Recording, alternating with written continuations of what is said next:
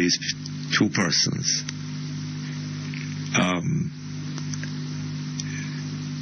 locked up, strangled, locked up in an old refrigerator and in a dump in Mandeville.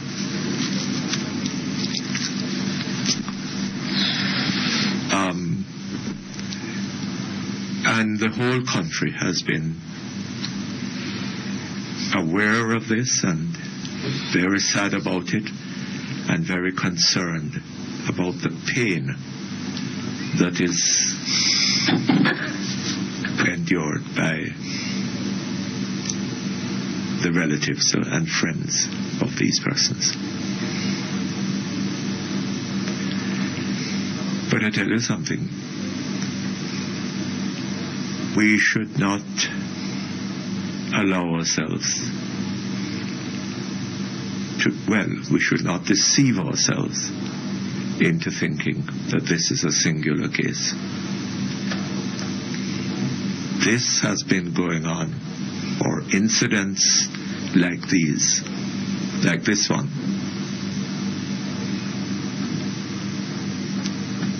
in its essentials, have been going on in this country throughout the past year and before. And people have been suffering pain in the majority of cases. They are not as well known as the Lynns, but that doesn't in any way diminish the pain that their relatives have felt. We need to broaden our perspective and use this case to bring ourselves to a better understanding of what people in this country have had to endure.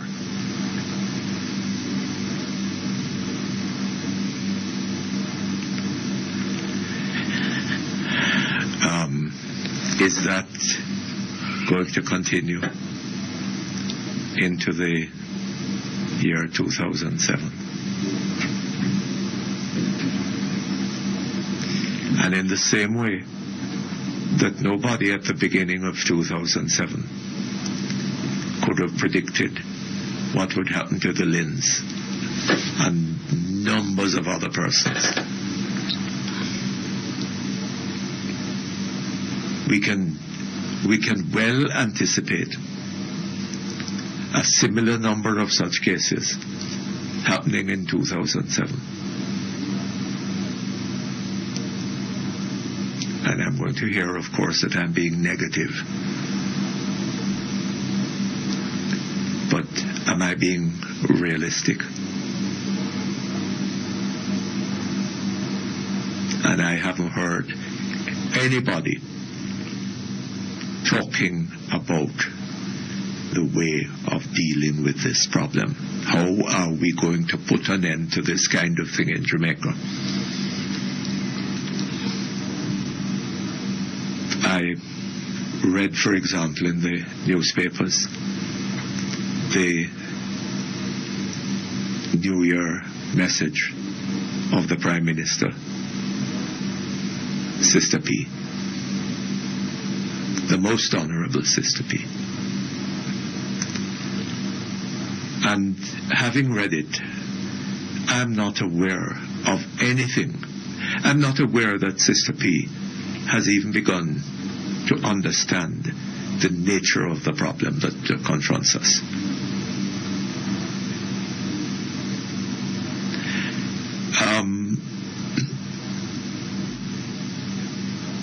Let me give you another example. There have been a number of cases recently of children being burnt in houses, children left by their parents at home.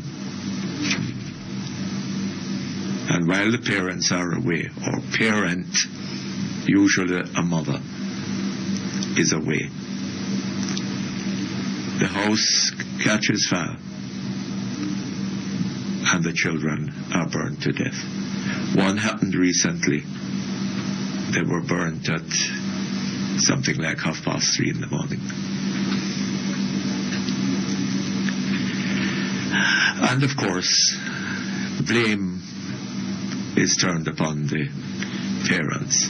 The mother went off without making adequate arrangements for the children to be taken care of. The father, God alone knows where he was. He isn't taking the kind of responsibility, shouldering the kind of familial responsibility that he should be. And the police get into the matter. The parent in whose custody the children were is arrested and faces punishment. And we hear Sister P saying that she is going to ensure during this year, 2007, that fathers face up to their responsibilities to their children. Now, how is she going to do that? Does she understand, as she's saying this, the nature and complexity of that problem? Is it just a matter of fathers not wanting to support their children? Or is it that the fathers are unable to support their children? And how is a father going to be able to support his children unless he is earning the means of doing so?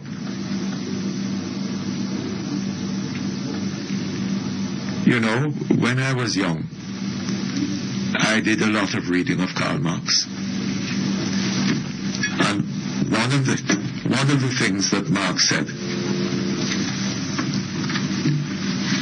was that how men organize to produce the means of their subsistence constitutes the fundamental relations of society.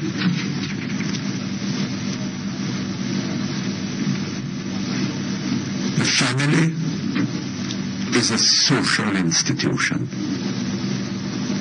and to function effectively, it must have an economic base.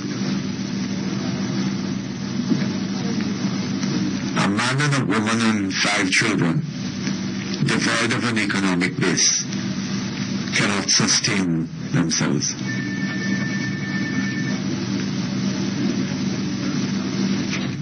And when a man has children, a man following his urges,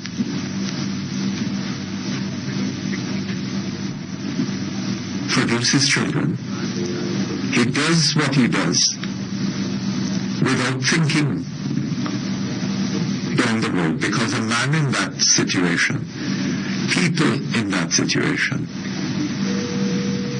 don't think a year, 2 years, 5 years down the road. They think in terms of the immediate, in terms of immediate gratifications, in terms of immediate subsistence. And they produce children as a kind of byproduct of their sexual gratifications. And then, having produced a child, what do? Can they put a teaspoonful of food into that child's mouth? Are they earning the means of doing so? And how are they going to do that on a continuous basis if they are not earning the means of doing it? And then the mother, of course, is left with the child. She grew the child. She brought the child into the world. And now she has to take care of the child. And if taking care of the child cannot mean just sitting down in the house watching the child. She has, if she doesn't have a man who is earning the means of supporting this child, she has to go. And let me tell you something.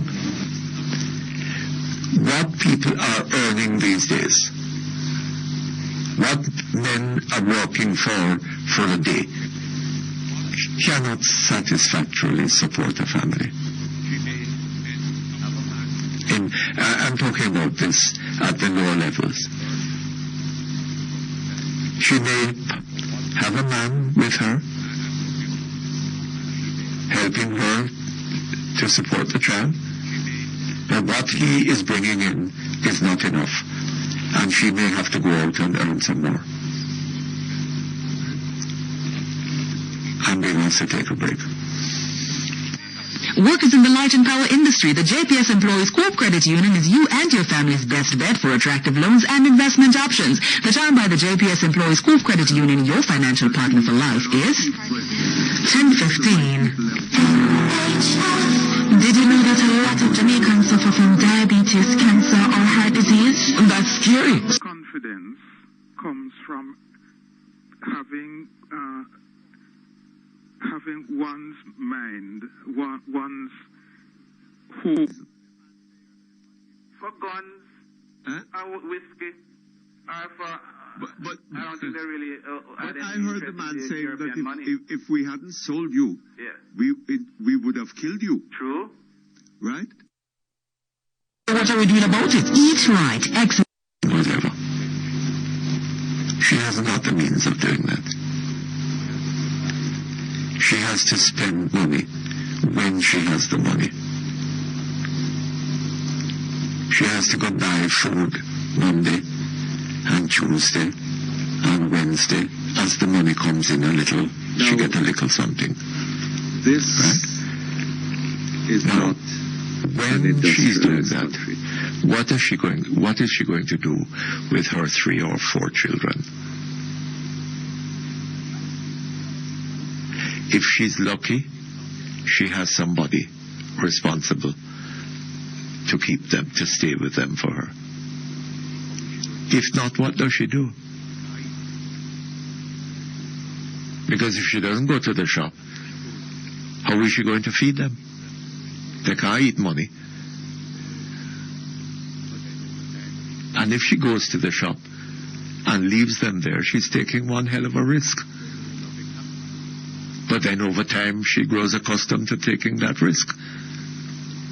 It works and nothing happens. But nothing ever happens until it happens. And the day when it happens, the whole thing comes down upon her shoulders. And she's arrested and may spend a term in jail. But what about the people who are mismanaging the economy and creating the kind of economic situation in the country that creates problems of the sort? What about them?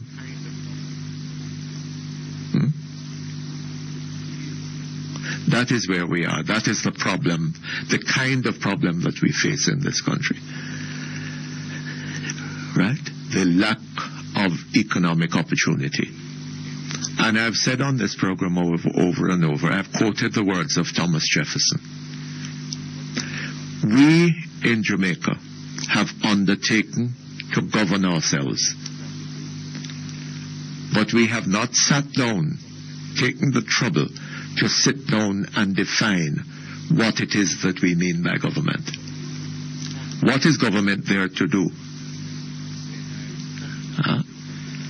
Is it there to use funds like the Petrocaribe Fund and the NIS Fund and the this and the that and the other, right? To try to recover to run with it and try and recover some popularity in time for the election? Or was it there to use 18 years in office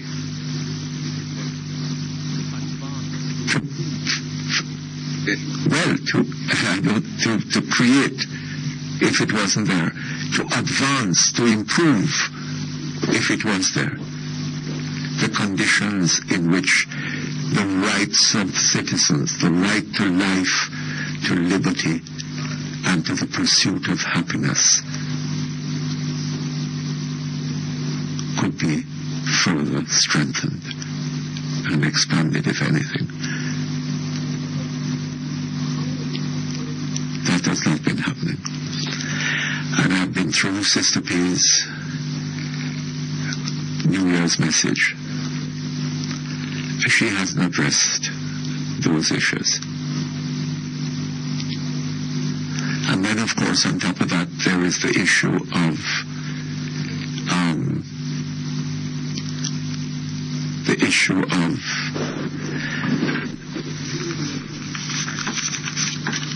human rights. And I don't think, it doesn't seem to me that in the period, in the year 06,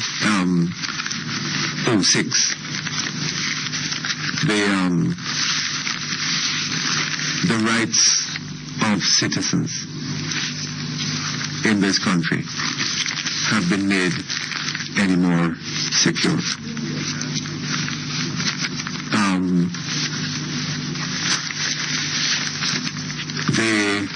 We have had recently that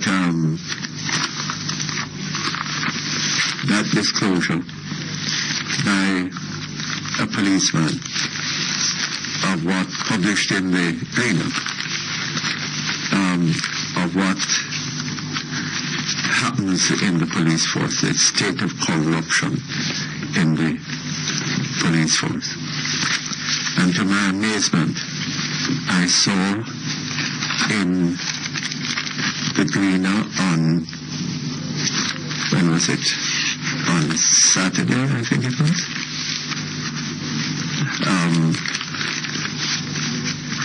A report by the head of the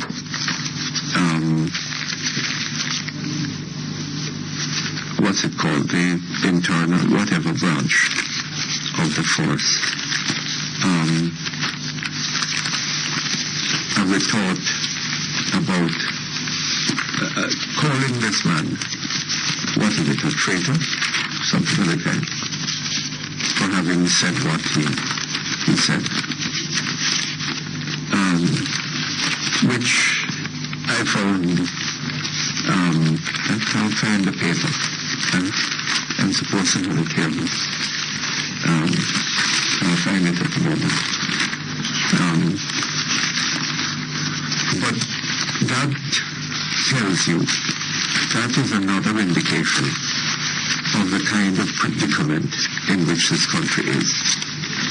We have a government, right? A government that is there, I should have thought, to protect and to defend the rights of citizens of this country. The right to life, to liberty, and to the pursuit of happiness. And all of this corruption is going on within the force. Corruption which, among other things, takes the lives of citizens of this country, quite unjustly. And when the policeman comes out and talks about it, doesn't give his name, I suppose that he must recognize that, if he gives his name, he exposes himself to danger. And so he doesn't give his name. What are we interested in? Are we interested in knowing his name? Or are we interested in knowing whether these things are in fact going on in the police force. Right? Are they in fact going on in the police force? Right?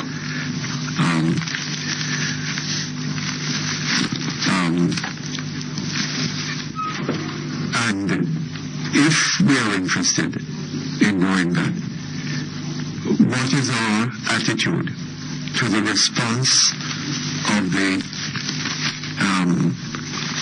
head of the Jamaica Constabulary Force Professional Standards Branch, the Professional Standards Branch of the Fort? You are a traitor. Right? What is the attitude of the government to that? But what is the attitude of the government to all the brutality that has been heaped upon citizens of this country by the police, by a corrupt police force over the years? And we're looking specifically at this last year. Right? These are some of the things that have been going on in Jamaica over the past year. Going on before, continued over the past year. And I have not heard from anything that suggests that she is concerned about these problems and has a plan to do something about them. To make government in Jamaica into an instrument serving the Jamaican people, guaranteeing their right to life, to liberty, and to the pursuit of happiness. That has not been happening, and it continues not to happen. And it is the source of the majority of the problems that we are having in Jamaica. I hear people moralizing about problems. I should have expected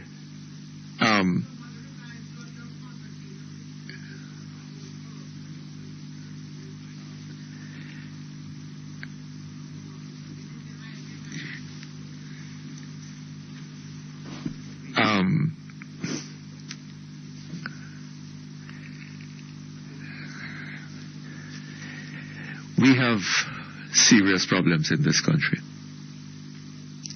And don't tell me that I'm being negative.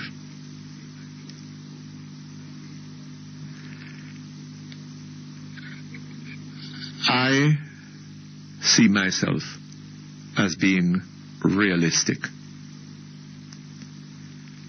of facing honestly the situation of this country. Now, if you want to abandon realism, not to face up honestly to what is going on in the country, but to pretend to ignore all of these terrible things at the base of the society, and to concentrate, to say, as Sister P herself says in her, that, people have a lot to be happy about in the performance of our athletes.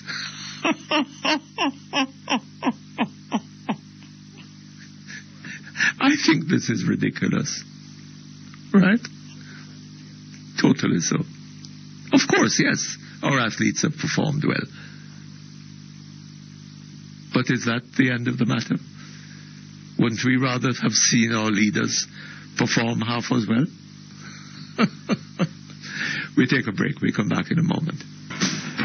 Okay, thank you very much. We're back online, and I'm taking up a lot of time. But I must say something about the smoke that has been covering large areas of the city a friend of mine called me who lives in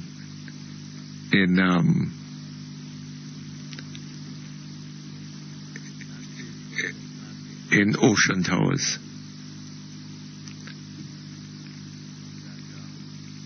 That place was so badly affected by the smoke that they had to, he and his family had to lock up the place and escape from it, get out, go off, and spend time somewhere else. And that has been happening to a lot of people.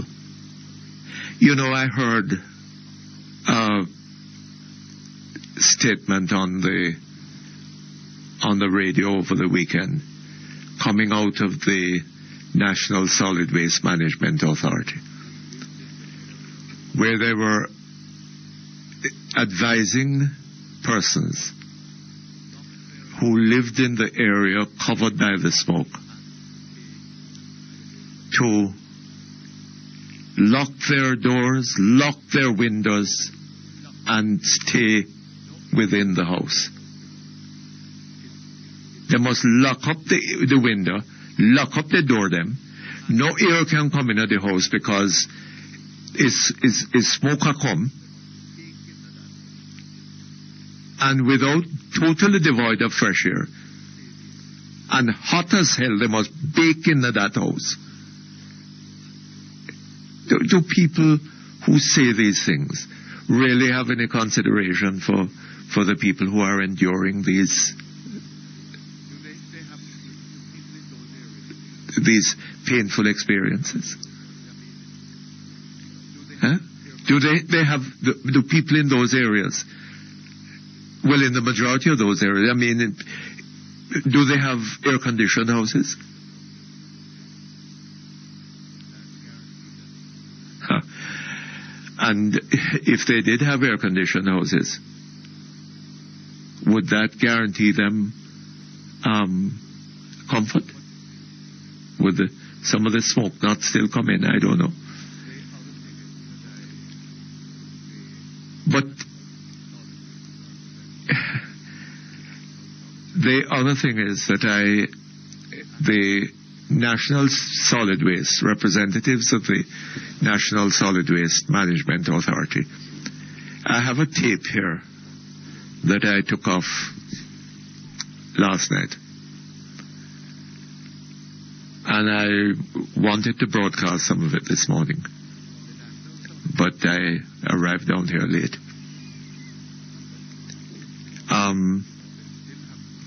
The National Solid Waste Management Authority people are saying that, you know, they still haven't managed to control the smoke, and it may well go on for another week.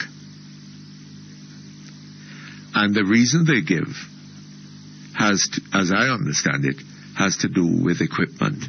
They've had equipment breakdowns and haven't had access to the tractors and whatever else that they need. Right? But then I hear another story coming up.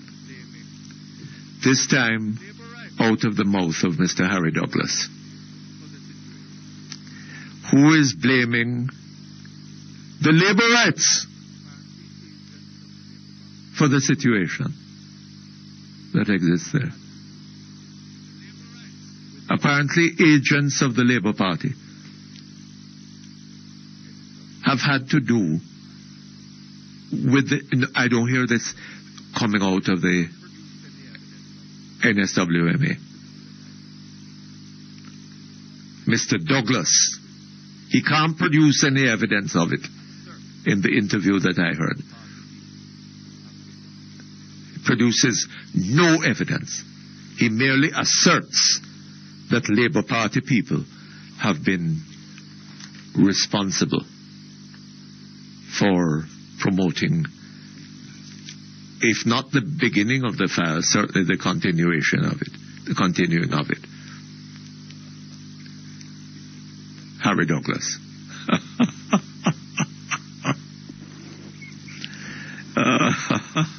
Is he to be trusted?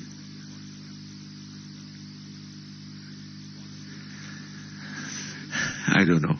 But it is horrible what is happening. And one of the issues, the real issue that it raises, in my view, is whether such a waste disposal area, a dump, should be sited in such close proximity to the city or to any area where people live. Because it seems to me, as my understanding is, that it cannot be guaranteed that fires of the kind will not break out in that dump from time to time. I heard somebody from Solid Waste Management Authority suggesting that people go in there when the trucks come in to offload the rubbish, the garbage. People go in there searching through it, and very often having torches to help them to find what they're looking for. Right? They're trying to get out of the garbage something to help them sustain life and whatever. And that again is an index of the condition of the Jamaican economy and the failure of Jamaican government.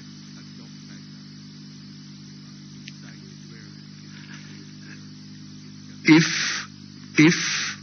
a dump like that is sited in a place where it can create havoc for people living in areas of the city, not in areas where people like the Prime Minister and other ministers live.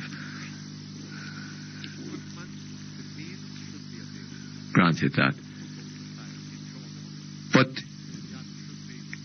equipment, the means should be available to put out a fire in short order. That should be guaranteed. But no. You know, the people who are most likely to suffer from the effects of something like this, they're important once every 5 years.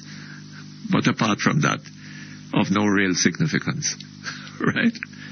And if they are smoked out of their houses, well, too bad. Right? But, Sister P, we need more than you're offering. And I tell you something. Well, let me not go into Mr. Bruce Golding's statement. But let me say that I believe there is far more in it than there is in what Sister P had to say. All right, well, let us for the moment go to our telephones and hear what you think about all that is going on. Hello? Happy New Year, Mr. Perkins. Don't be hypocritical, sir. Happy New Year. I wishing you personally. You organizing a green card for me? Well, if you need it, anything possible. Eh? Anything possible. Anyway, Happy New Year to you. Yeah, thank you. Uh-huh. Yes, Mr. P. I heard that talking I hope about Mr. Bush doesn't bring Golding. any new calamities upon you. Yes. I heard that talking about Mr. Golding's speech. Yes. New Year said that he wants a new change leadership, meaning change government. What Yeah. else they expect the leader of opposition to say in election here? I beg your pardon? What else do they expect the leader of opposition to say in election here? Well, I think that he's saying more than that. Yeah, he's saying a lot of good things too. Yes. Yeah, and it needs to be said. Yes. Like they want him was to beat around the bush. The country has already been in election mode from last year. Both parties have been on the street. Uh-huh. So why, and the man, we expect a transformation. Even Sister P see the need for a transformation after being in power for 18 years. What we're going to transform from PMP to PMP? Well, no, but I think that the transformation would involve far more than that. Yeah. You know? But it needs fundamental changes in the way the country is governed, in the way the economy is managed. Here, Mr. Perkins. You know? Those who took us there, those who were always there and took us there. Uh-huh. Are we to be naive to think those are the ones who are going to effectively transform into what we wish it to be when they have been there for 18 years and should have made that transformation? Yes, so we need... Mr. Perkins, look at Riverton, sir. Uh-huh. I heard people talking about people nasty and throwing things in the gully and dumping and things like that. That was the same thing used to exist, Mr. Perkins, up to 1983, 84, before Mr. Seaga closed down the publicans in era KSSC and get some good private contractor, Mr. Perkins. Uh-huh. Even over Waterford, Mr. Perkins, because I was at MPM, and I can tell people they used to have some, when they never used to have proper garbage collection. Yes. You know, the Waterford in Portmore.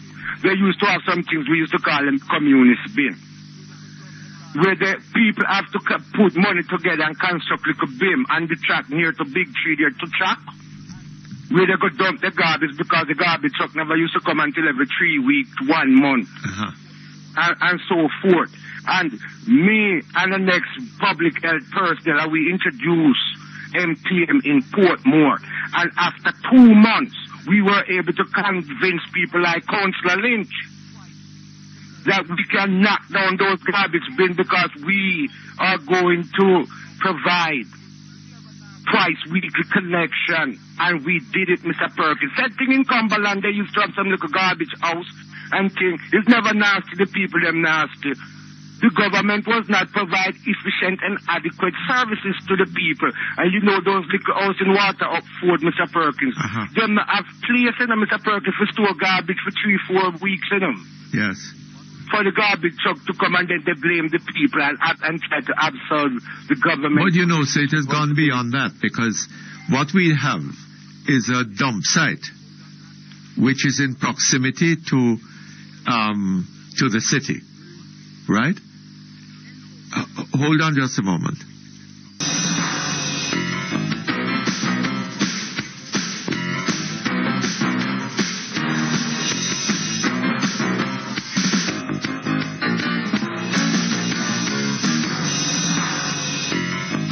Okay, thank you very much. We're back with you, sir. Hello? Sir, I heard you was talking about Riverton City Dump. That's close to my heart, Mr. Perkins. Because, again, I was the one down there, too, because they used to dump garbage all over Riverton, Mr. Perkins, and over the dump. Yes. It never used to be a sanitary landfill, It just used to be like a next open dumping. Oh, yes. And one of the challenges we faced was to get the people of Riverton from stop letting people dump the garbage where they reside and cross the bridge to go over the actual dump site. Oh, is that so? Yes, and then we started to provide cover material. But and it seems to me water trucks that if you're going to have a dump site like that in proximity to where people live, you're going to have to be able to control things like ignition and so on, and prevent smoke from chasing people out of their houses. Educate the people, Mr. Perkins, but also, Mr. Perkins, spontaneous combustion occur and dump sites too by the compacting of the garbage. And because, garbage produce gas, methane, propane, etc. Butane. You can have spontaneous combustion. Yes. It's not necessarily people have to light a cigarette, but I know. you have all type of things go down in the garbage. Uh-huh. And when if you you're going to compress, then you therefore can have such a dump site, then you must have the means of controlling the ignition.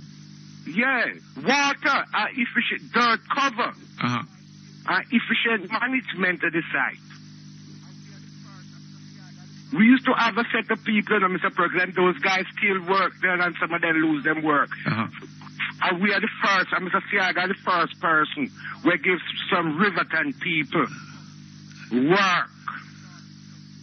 work as a team to prevent people dumping garbage where the people reside. Uh-huh. And for the garbage truck drivers, them to dump garbage in particular prescribed areas so that we could control the covering, the spreading out the compression of the garbage and things like that. Uh-huh. Even to prevent fires from occurring frequently. That's what the people who work at National Solid Waste Management Agency, Mr. Perkins, our brother Ronnie says basic, but science is basic. You are not scientists. How can you lock smoke out of a house? And smoke is like air. Yes. If you even lock your house, the smoke will come in and come stifle you. The wider outside atmosphere give you more dilution. Hello? Oh, Lord. Sorry about that. Okay, hello? Hello? Hello?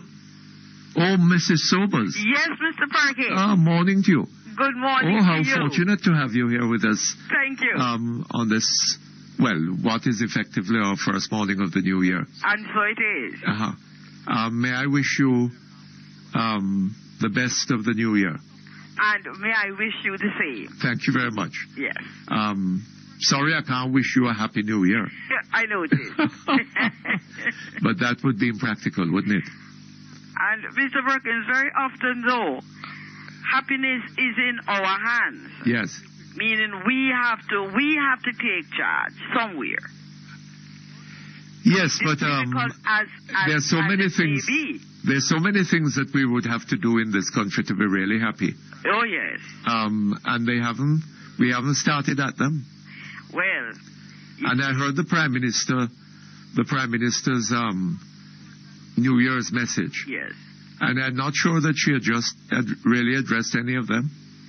Yeah, but I'm not sure that we as a people are making it clear to those who we call our leaders. Yes. What it is that we want. And the other thing is that we have such a difficulty in speaking with one voice. Yes. And I think that is a problem. But, you know, Mum, it seems to me that our fundamental problem yes. is that we set out in 1962 to say that we were going to be governing ourselves, right? But at no point have we really sat down and said, now, what do we mean by governing ourselves? Exactly. Right? Do we just mean that we vote for a number of people to go into Parliament yes. and to do as they like with us and our resources? Or do we mean that when we put people there into government, we expect them to perform in certain ways? Right? Yes. And what are those ways? Well, but you see, this is the problem that we really have not agreed on very much. In other words, come to any kind of consensus. This is what we would like to happen. And so therefore, I think that we have had leaders who have pretty much continued in the tradition of the leaders that we had before. Yes. Meaning that there was no sense that our leaders were accountable to the people. Yes. And this is really what we have now. Yes. And until we as a people change that, because it's we who are going to have to find ways of changing that. Yeah. And insisting that our leaders are accountable to us. But you know, Mum, I think that what is happening out there at the Riverton City dump yes. is an expression of of this problem that we have in Jamaica, right? We talk about being a democracy, but we cannot effectively perform as one might expect a democracy to perform because we don't see our people as all equal. Yes. Right? Yes. And we are prepared to have a dump in the Riverton City area. Now, maybe, the thing is particularly bad on this occasion, and maybe the smoke is getting into other areas. But I should have thought, A, that we rule out having a dump in such close proximity to where so many people are living. Right.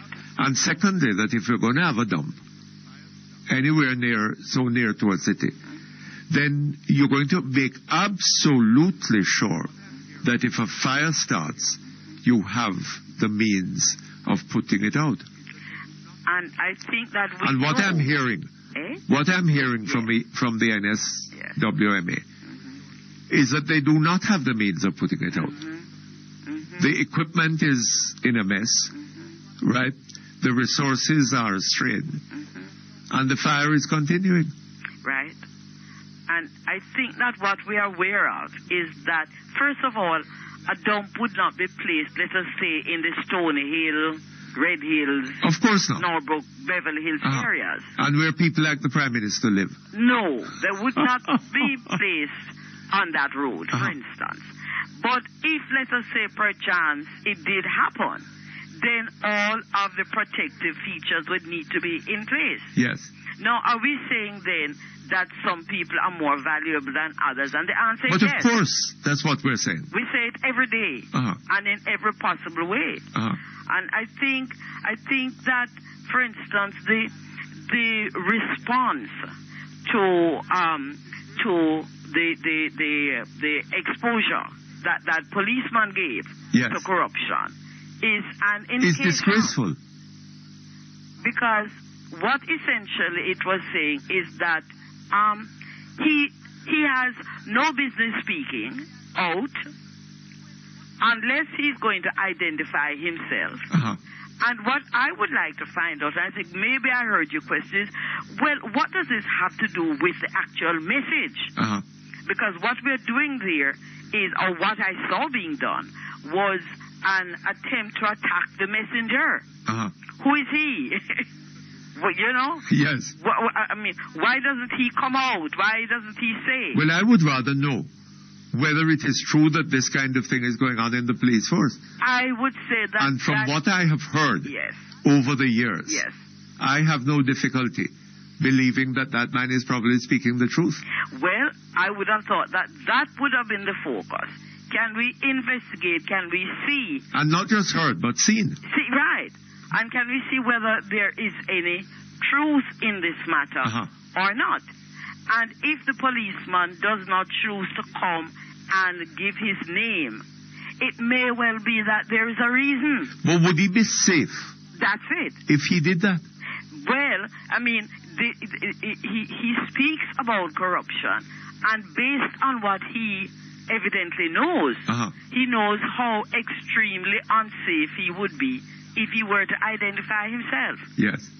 And, I mean, apart from that, he has the fairly recent example of policemen who came forward in the Crawl trial.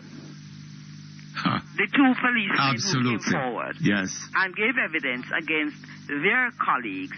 I mean, those policemen have had to be moved outside of Jamaica. Have they? Yeah, well, yes. I am not surprised. Yes. And one may ask, who were they being protected from? And I would suggest that it is not the criminal at least from not criminal elements in Trenchtown.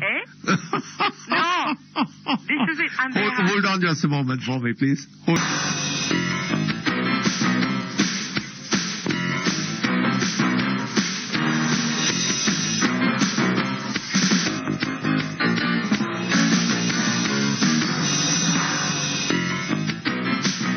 Okay, thank you very much. We're back online now. Yes, Mr. Perkins. I cannot believe that anything that policeman said was new to the police hierarchy. No, I don't think so. If it was, then the police hierarchy has a very serious problem. Has been sleeping for a little while. Pardon? It would have been sleeping for a little while. It would have been sleeping. But I heard the commissioner talk about corruption in the police force. Precisely. Mm-hmm. The commissioner himself has spoken about it. Yeah. And I will say further that there have been incidents which have been brought to light in court during cases, Brayton, Crawl, Flanker, which point to problems of discipline. Yes. I mean, for instance, in at least two of the cases, the Crawl case was perhaps extreme. It was shown that the shootout occurred around 5:30, and the bodies were removed coming up towards 10 o'clock. The shootout. Was there a shootout? When there was a shootout, the bodies of the quote-unquote injured persons yes. were moved 4 hours after the shootout occurred. Yes. Now, that has got to be a matter of at least internal discipline. Yes. No. Well, the question arises as to motive. Yes. Why? Further, it is clearly against regulations for police who have fired their weapons to remove spent shells. That has been done repeatedly. Yes. And I have not seen any evidence. The government is not concerned about it. Well, that's it. So are we saying, therefore, that the government is not concerned about corruption? And specifically, I suppose, the Minister of National Security. Yes. Why is he not concerned to ensure that when things like these occur, yes, there are rules that apply, yes, which must be observed? Absolutely. And that the investigation yes, of the matter must be done by other persons other than those who were involved in the killings. And also, anyone who infringes those regulations will face certain penalties. Absolutely. Because if you break the law, there must be some kind of sanction. Or you break regulation. No. Because as Mr. Small was saying on this program some weeks ago, right? These things come to the attention of high officials, including the judiciary. Yes. And what happens about them? And what happens? Because as in Janice Allen case, pages of a firearms register disappear, and the register itself, after a while, disappears. What is done? When, for instance, in a number of the cases that I have been involved in, it is shown that firearms registers, if they are kept at all, are hopelessly out of date. I mean, for instance, in the Crawl trial, the records showed that weapons, the last time that the record shows the weapons handed over in certain 1 or 2 instances was like 1999. So there's no record on that day on which the incident occurred as to who exactly had that weapon. Yes. Now, are we correcting those kinds of things which allow corruption? Yes. Because it means that when you come to court, you cannot say policeman A fired weapon B. And certainly, if we give the policemen those weapons, they need to be accountable to us. I should have thought at all points. And I mean, we have given them instruments of death. So that's even greater reason for them to be accountable, or there is room for corruption. Yes. But I want to just draw your attention to a couple of cases. Do you remember 2 years ago, 2 men who disappeared when they were in police custody? Yes. Yes. What happened to them? What had happened to that case? That's it. What has happened to that case? What has happened to the policemen who were involved in that case? Whatever happened to the men? Yes. because nothing further was heard, seen, found of. But Mrs. Sobers, I think that ultimately, yes, the focus upon the police force, yes, is misplaced. yes, right? The focus should be upon the government precisely, and upon the society at large, exactly, right? Because if we were concerned about such things, yes, and particularly if the influential persons in this country yes, were concerned about those things, not likely to happen to them yes, and theirs, right? But if they recognize themselves as being part of a nation, and the other people who are suffering these things, equally citizens with themselves, they would have been prepared to stand up and say, no, this can't go on in this place. Right? But we are in... And what a difference it would make to this country. Exactly. If they were to do that.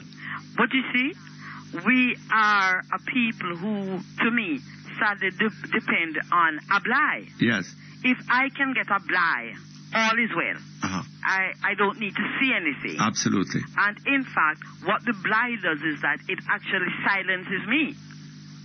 Because after I get that bly and I become involved in the corrupt activity, then I can no longer really speak out about it. Did you look at the Prime Minister's New Year's message? No. You didn't? No. And you didn't listen to it? No. Oh, Lord. Why?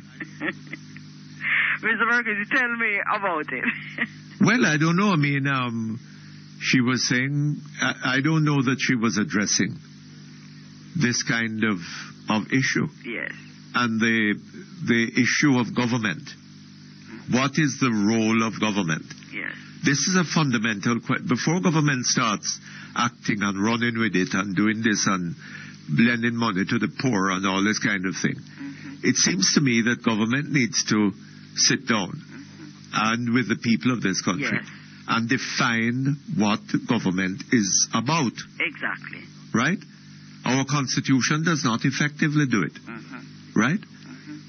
And we have not in this country done it. And, government has taken on all kinds of roles, including, spending Petrocaribe money on this, that, and the other. Yes. Right?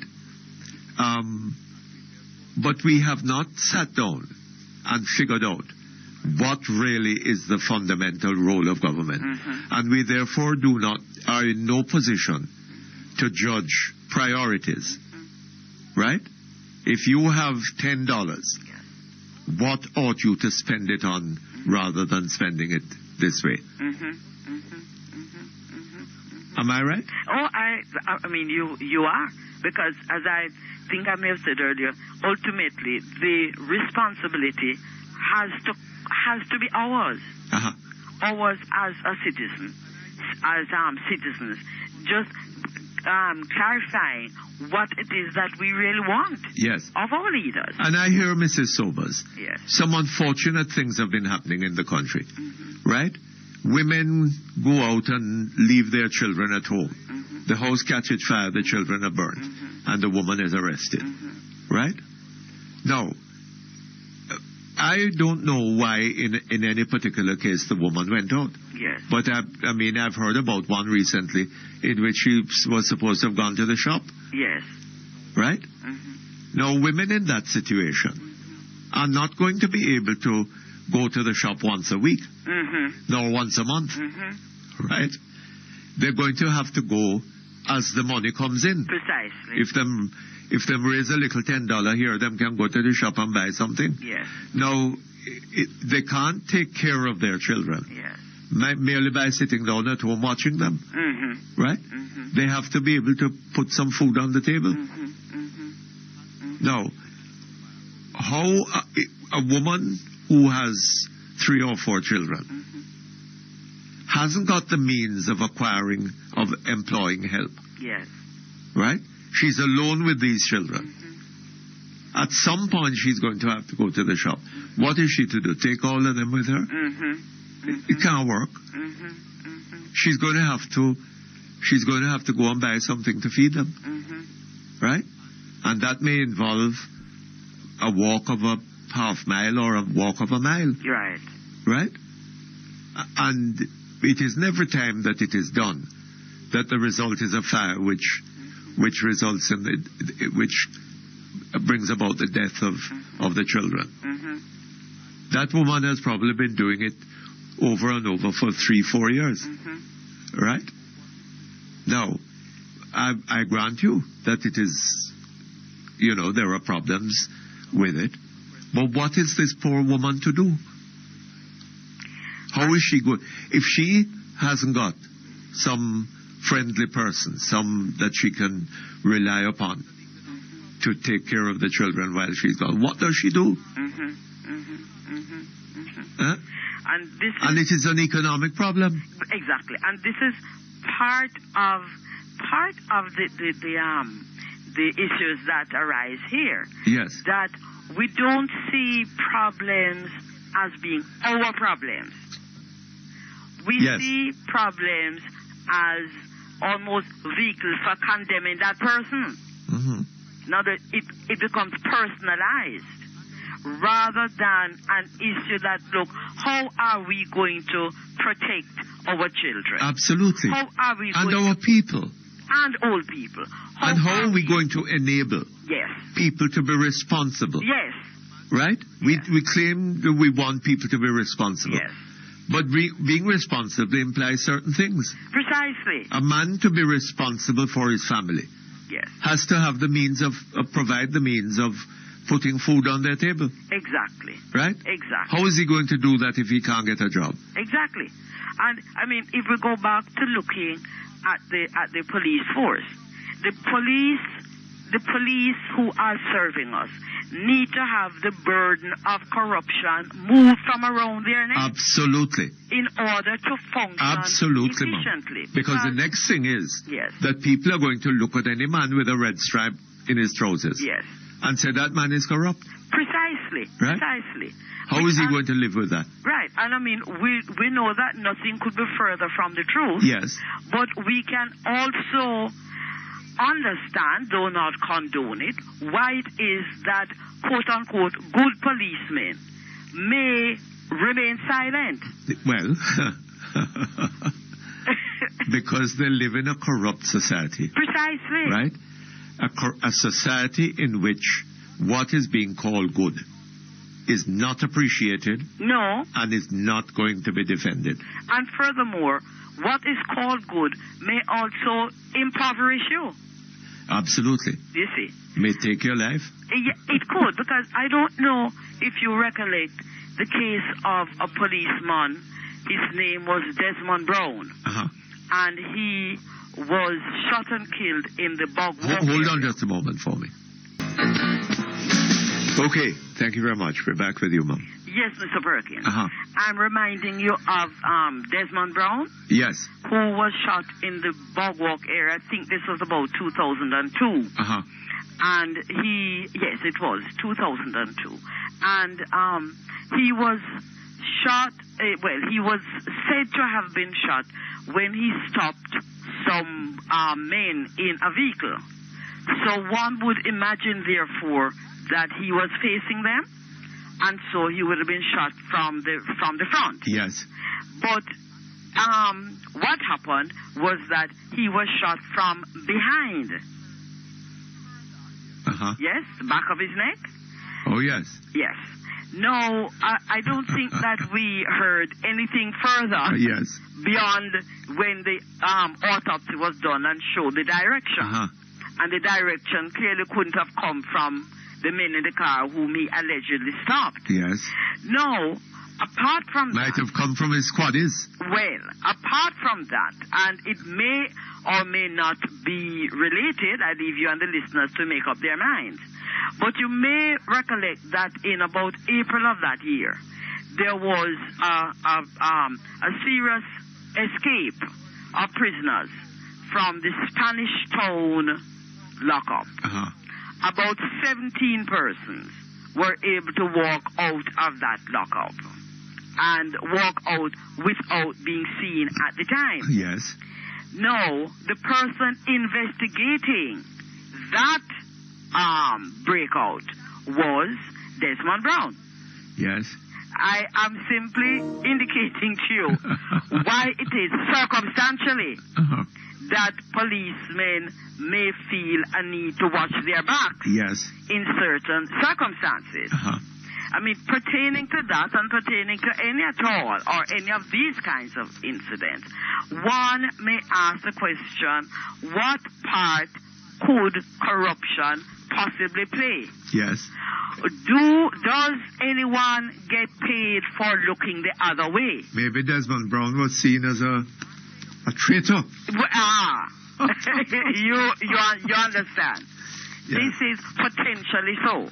Can't Look say here, it is so. Mrs. Sobers. What we're talking about here is a rotten society. Precisely. And how this society is going to proceed. I mean, we hear people talking glibly, as we have heard for years, about the economy at the point of a takeoff. Right? You know, I had a telephone call from somebody this morning who tells me that a friend of his has said that he's prepared to make his bed on that runway. Really? Well, you see, he doesn't believe that any takeoff is in the offing. Is it? But I mean, how can a society as rotted as this one is, right? And people are going to, I'm sure that we're going to hear from a lot of people that we are being negative. Yes. Right? And there was an article in the papers yesterday by a psychiatrist on this subject of negativism, which I was quite surprised to hear about. But the thing is this, that what are people saying?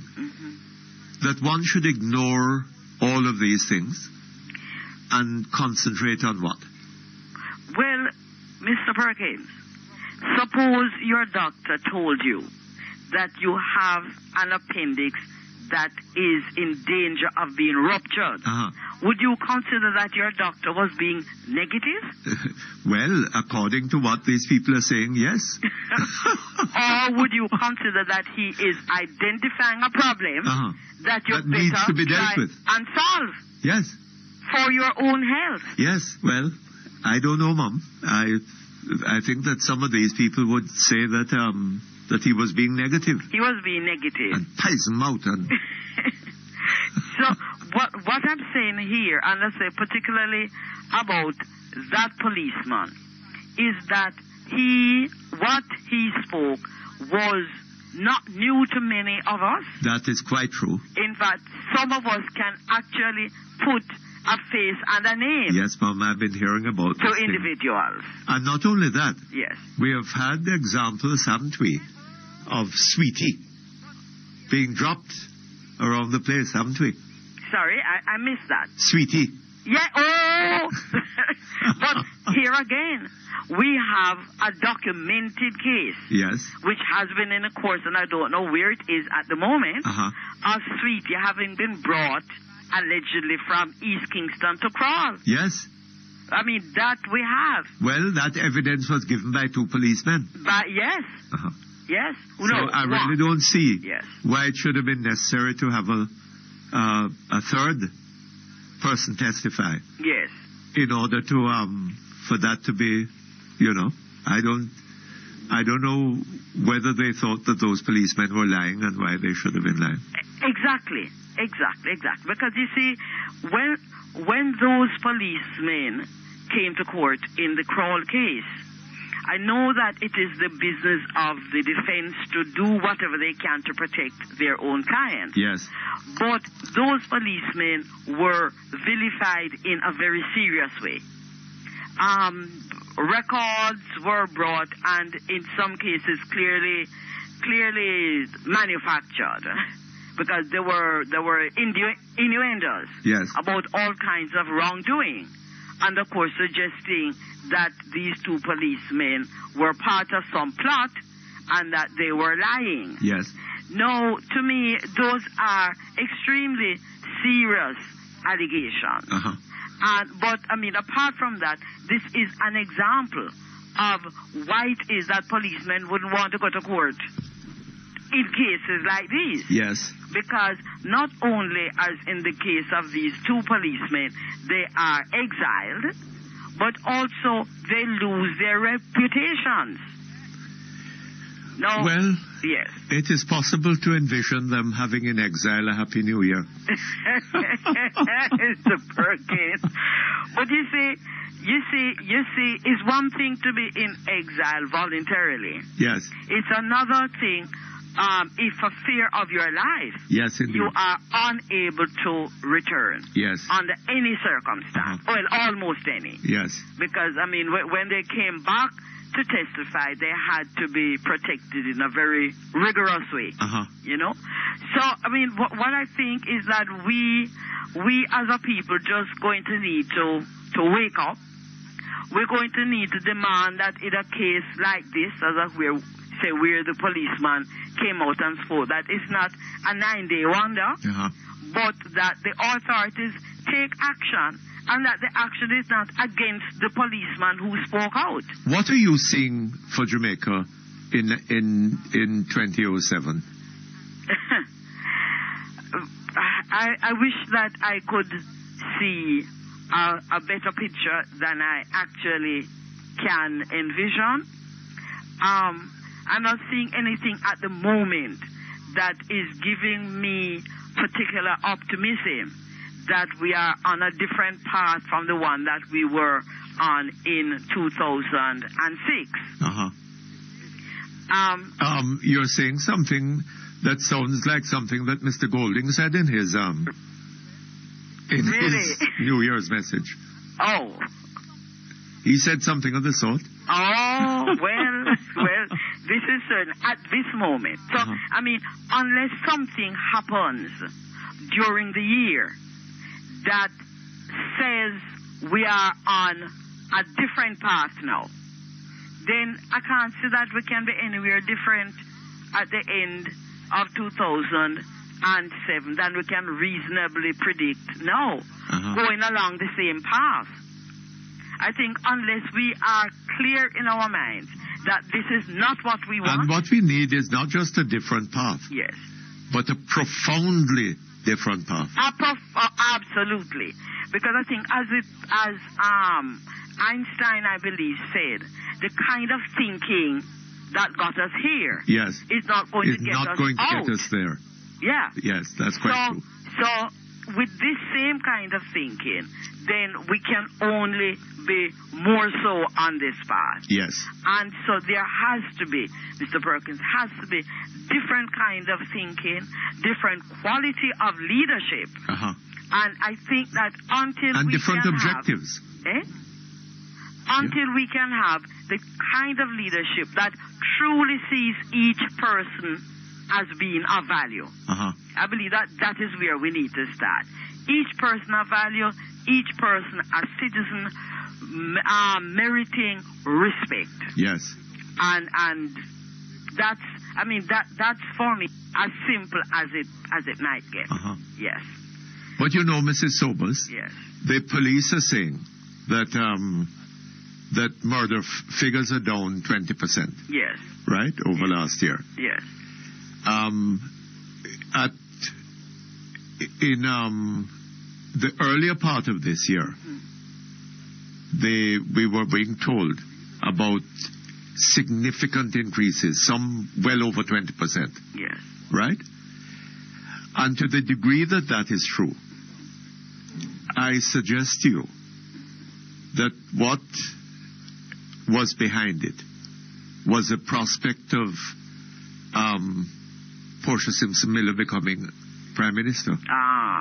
Right? People saw in this a change of government, a change of direction. A woman from the bowels of the working class coming with radically different approaches to government.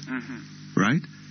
And that was enough to bring... there is no other explanation of it that I'm aware of. Yes. Right? But then it seems that as that hope has been disappointed, we have been seeing more and more murders. Certainly, because certainly there was a lull. I mean, my problem is, of course, that when there is a lull, I'm not seeing what has changed in the system to create it, or whether it is simply that the gunmen are holding their fire, anticipating or thinking or whatever, and perhaps this may go along the lines of what you are saying, that people are anticipating some kind of change. But certainly there has been an increase towards the end of the year, with murders being closer to the figures for the same period last year. Now, but I mean, something else which I have mentioned to you is that, however, in spite of that, the numbers of civilians killed by the police has increased over last year, which was already very high compared with previous years. Yes. And that, I think, is a matter of concern, because it goes back to issues of impunity.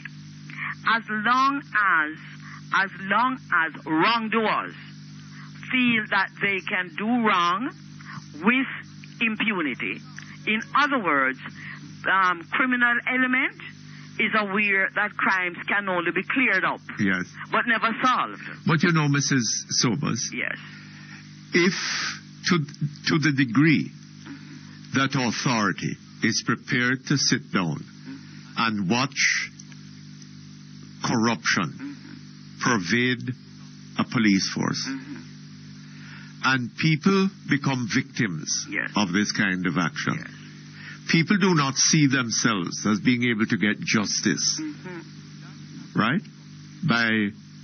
Through the ordinary mechanisms of the state, right? That has a corrupting effect upon the people who are sitting down watching this, you know. Oh, it does. It does. And I mean, I will tell you something. Because if the state does not represent justice, right? Yes. What does it represent? Yes. Injustice. Because so if you're going to live in this state, then you're going to have to accommodate yourself to injustice. Absolutely. Hold on just a moment for me, please.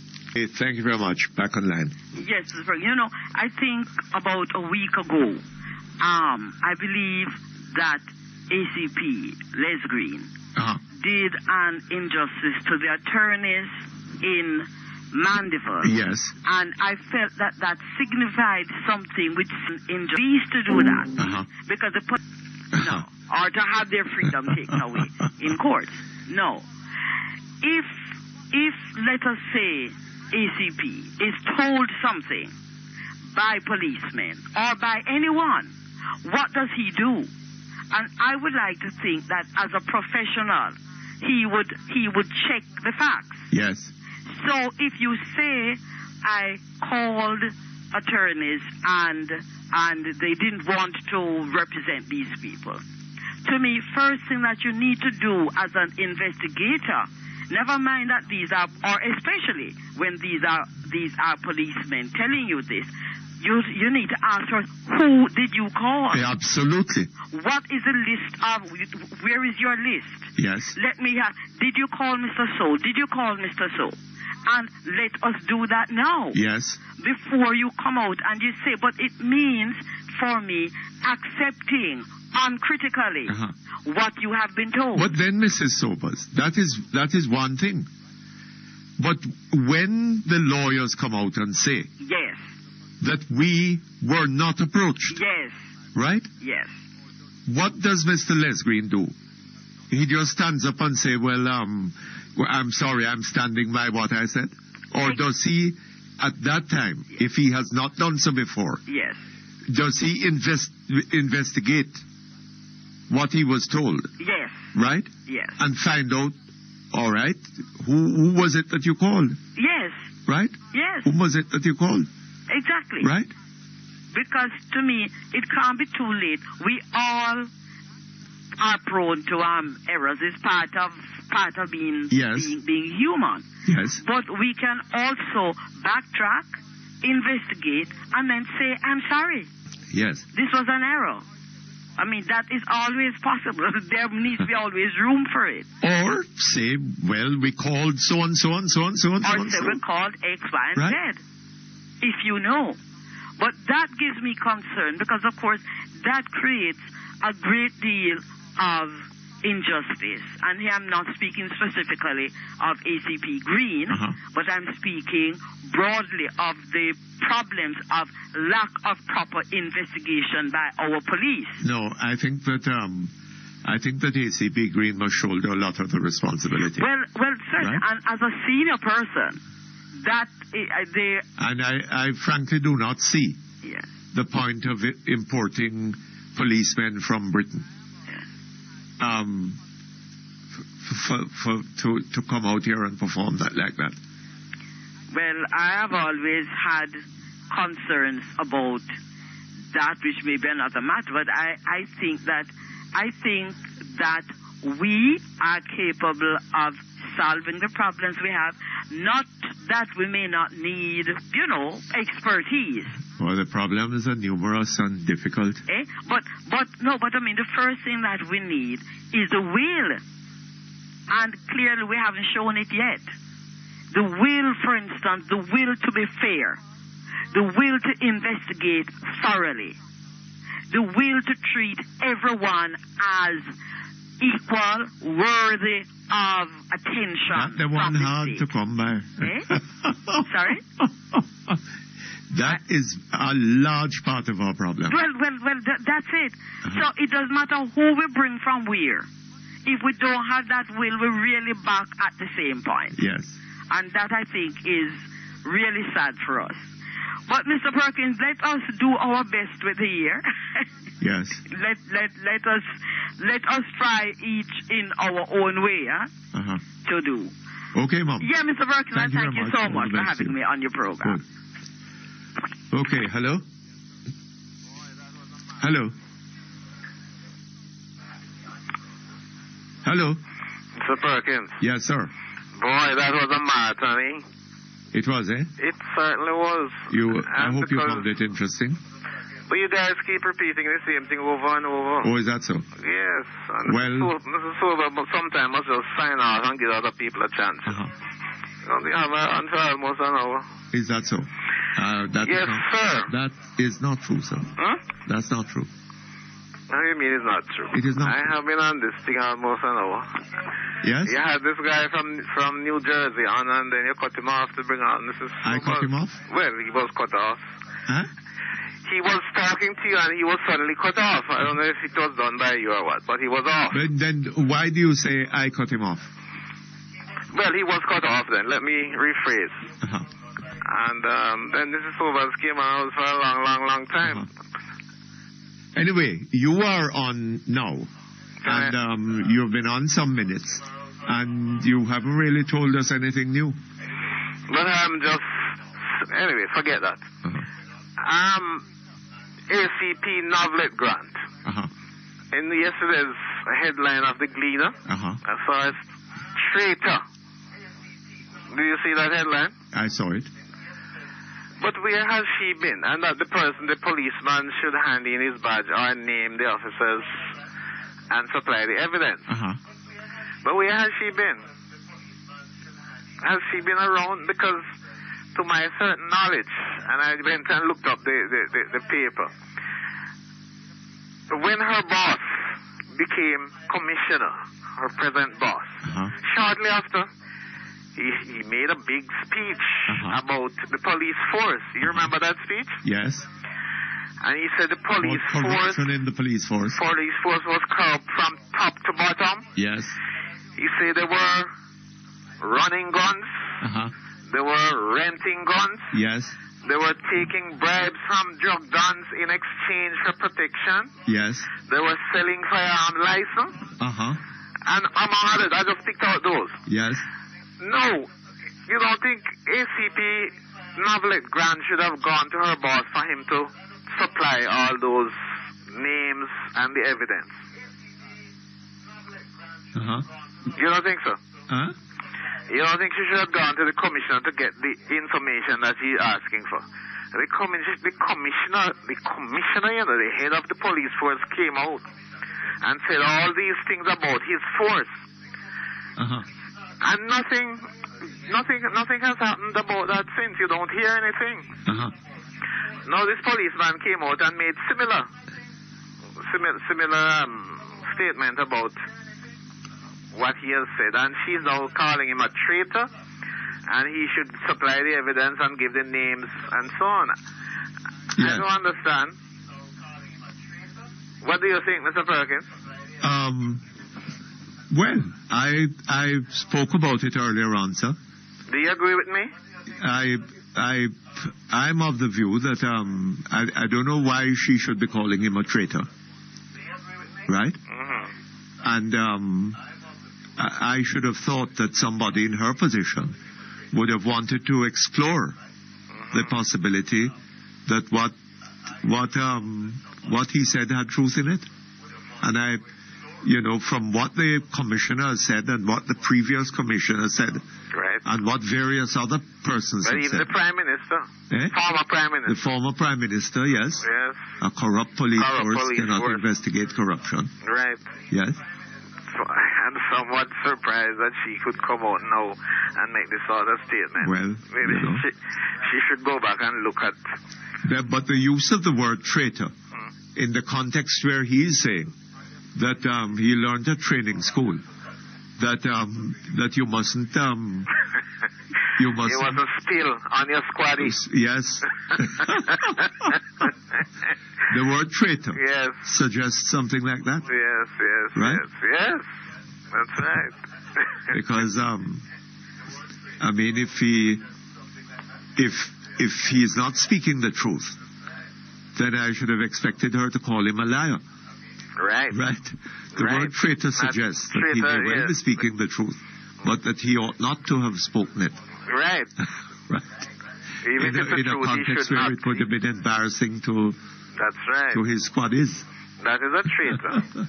So he could well be speaking the truth, but he should not have said so because it's going to embarrass his colleagues. Okay. The next thing. The murder figure for the year just passed, Mr. Perkins. It is quite a lot of people that have been killed, The police is saying that it is 20 murder was done, 20%. Last year, over 1,700 people were killed, Was it 1,700 or 16? 1,680 something. Yes, just under 17. Just under 1,700. Yes. Now, if you look at 80% of that, you're looking at almost 1,400 people, Yes. So the number is still staggering. Absolutely. For a little country like ours. And I tell you something. One of the things that happened in such cases is that a number of shots that were fired were inaccurately directed. Right? Yes. So they may have caught the man in the leg instead of catching him in the chest. In the head, yeah. Right? That's right. In which event you have a wounding, not a death. Not a murder. That's right. Another thing, I don't know if you read the Herald yesterday. I found something rather striking towards the back of the paper. An extract from a writing of Marcus Garvey. Oh, yes. I didn't have the chance of reading it through, but he was critical, I believe, of... He was attacking Haile Selassie. And I was not aware of this. In that article, he said Haile Selassie was an oppressor of his people in Ethiopia / Abyssinia. That's another name for Ethiopia, Abyssinia? Yes. Okay. He called him a slave master and said he was a fraud who wanted the people to worship him as their God. Well, I do. Among other things that I've taken note of. It's rather revealing, Mr. Perkins. I didn't know about this. Well, I don't think that that Selassie was what the Rastafarians have made of him is is as much representative Then of the truth. how do the Rastafari people know? I don't see how is it. Hold on. Okay, thank you very much. We're back. Yes, Mr. Perkins. I was saying the Rasta people, how do they reconcile these writings or these sayings of Marcus Garvey with Selassie, their God? Because he's saying that Selassie was an oppressor of his people. He was a slave master. They say he was a fraud. So I don't know. Well, you should go back and read that article. I think that there's a lot of truth. From what I remember of the history. You think so? I think that there's a lot of truth in what Marcus Garvey said. This is rather revealing. Huh? I'm saying this is rather eye-opening. Yes. Well. And those who haven't read it, they should go back and read it. It's the first I'm seeing such, such an article about Selassie from Marcus Garvey. Well, I think that the Rastafarians took up... Are they aware of it? Eh? Are they aware of it? Because they were Garvey. What made Selassie... He came into the news because the Italians invaded Abyssinia, and he went into exile. And, in Britain? As a black emperor at that time, he attracted a lot of attention among people like Rastafarians. He went to Britain in exile? Yes. Yes, he spoke about that too, that they didn't worship him and he didn't... Mark, I don't know what real alternative he would have had, unless he was to stay there and die, but, I don't know, I mean... he could...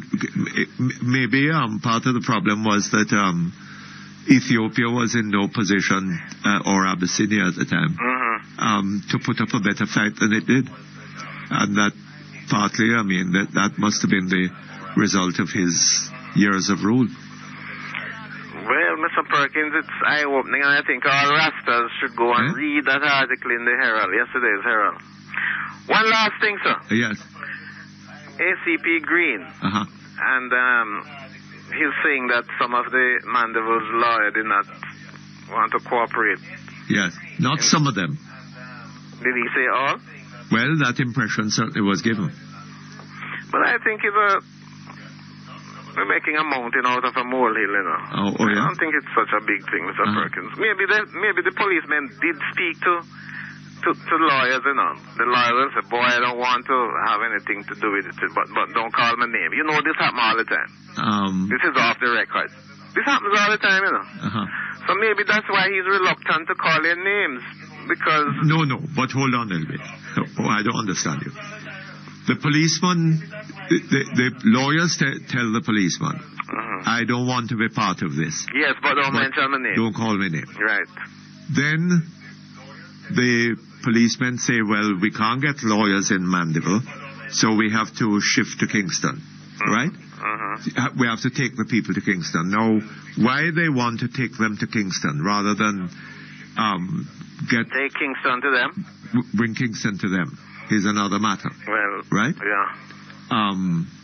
Because it happens from time to time that lawyers from Kingston are got to represent practice people all over the country. All over the country. Yeah. Now, but then the lawyers come out. They say that they can't get lawyers in Kingston, therefore they're shifting. In Montego Bay, in Mandeville, therefore they're shifting to Kingston. Then the lawyers in Mandeville say, it's not true. Not true, right? We have not been approached, right? No. Okay, so when they were approached, I think one or two of them did offer to represent. Yeah. And later, subsequently withdrew. Why did they withdraw? Why did who withdraw? Well, why did...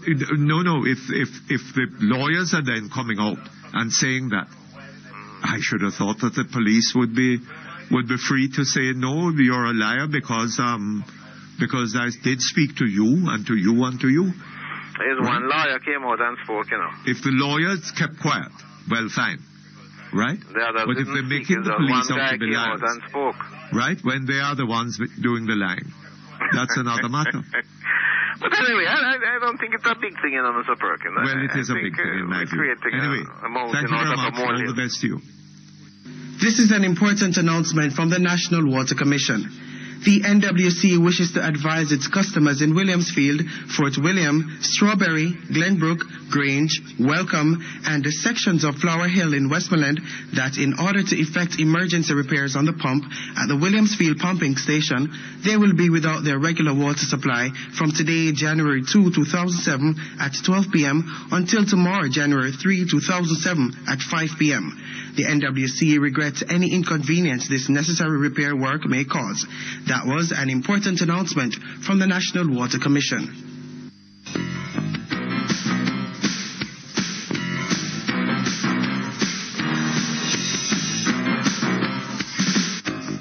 Okay, thank you very much. We're back here with you. Hello? Hello? Uh-huh. Good afternoon. Good morning. Good morning to you. I'm calling to make a report of something that has happened in Portmore. Happening where? In Portmore. Yes. Alright. Certainly the people who build their highway. There's something wrong. I not hear your voice. You're on a cell phone. Hello? Are you on a cell phone? Yes. Yes. Okay, that sounds a little better. Okay. Uh-huh. Alright. Yes, the people who built the highway, Bogue. Uh-huh. They were given a contract to build other roads in Portmore. Oh, is that so? Yes, I'm yes, I going to make remember reference to the one from Waterford up to Cumberland stoplight. Yes. Yes, I noticed they built this huge wall to bar, separate in traffic flowing from up down. But what I noticed They built is what? Traffic, the separation of the wall that they mean. Which wall? A huge wall, high like Berlin Wall. Uh-huh. Reminds me of China. The Great China. As high as the Berlin Wall? Pardon me? As high as the Berlin Wall? Yes. Uh-huh. And I've observed that... What does this wall separate? Traffic come opposite direction. Uh-huh.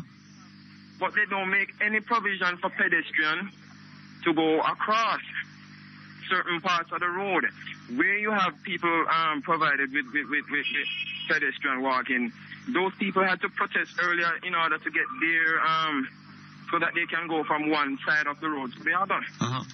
But when you reach up to Cumberland side, where the gas station is, from where the racetrack to turn off, there's hardly any pedestrian to go across. Uh-huh. And I noticed the women have to be climbing over the wall and men coming out early in the morning just to see underneath these women early in the morning climbing over the wall. Men coming out early in the morning to do what? To the other to take bus to our transportation to go to work. No, men coming out in the morning early to do what? Hello? I'm saying to you that you said something about men coming out early in the morning to do something. What was that? Okay, because the women are exposed when they are coming across the road, meaning they have to climb over the road. You find that men start coming out early in the morning to see these women in their short skirts, because you know that many women in working office, they wear skirts above the knee. Uh-huh. So for them to cross the road, they're going to be exposed. Oh? Yes, because and that is what the men are doing? Waist, and they have to climb over. Oh my God. And you have a road where you normally go into Cumberland. That road is cut off. Uh-huh. Whosoever is coming from Gregor Park way to normally... And nobody has explained to the people of Portmore what this design is all about? Nobody explained. Whosoever give these people the go-ahead to make a design like that is a foolish man. So if it is the mayor of Portmore who was give the go-ahead... Well, I wonder very much whether it would have been the mayor. It couldn't be because it's a lack of direction and a lack of going ahead in the future. If it's somebody like him who gives the go ahead for these people to seal off the people from going from one cross to the other. You know what I see that Mr. Perkins? Uh-huh. They build a road so that the people them can drive fast, go to the toll road. And pay them toll bill. Them don't have no concern about pedestrian. You understand? Uh-huh. So I'm calling on behalf of Portmore, people who live in that side of Portmore, that we need the wall to leak out so that the people them can go across the road.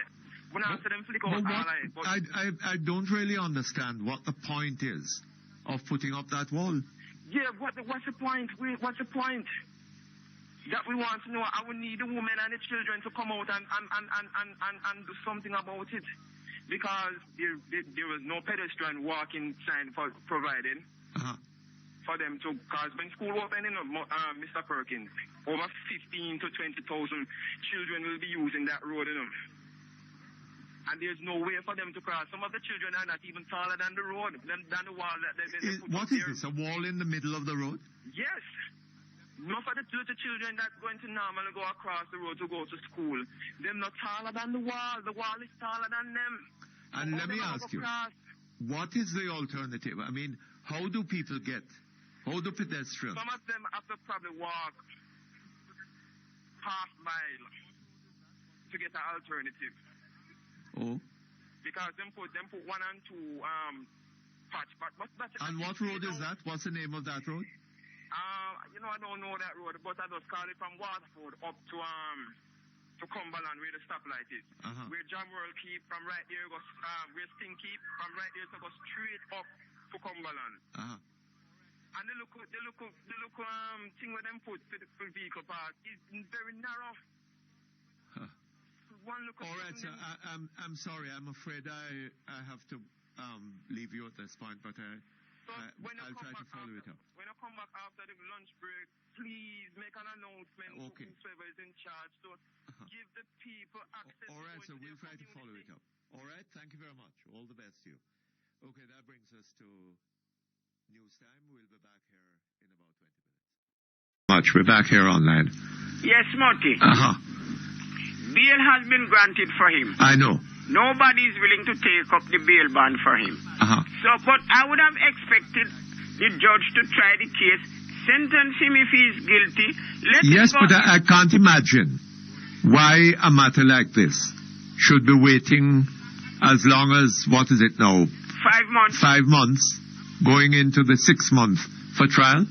I get to understand, I don't know how much time, but I think the complainant came to court about 2 times, maybe he isn't interested, I don't know. I'll be more than thankful if you could find out from the police in Lindsay what happened. The young man name is Conwayne Utah. His name is what? Conwayne. Conwayne? C-O-N-W-A-Y-N-E. C-O-N? W-A-Y-N-E. Conwayne. Utah. Conwayne Utah. U-T-A-H? Right. Something to that effect.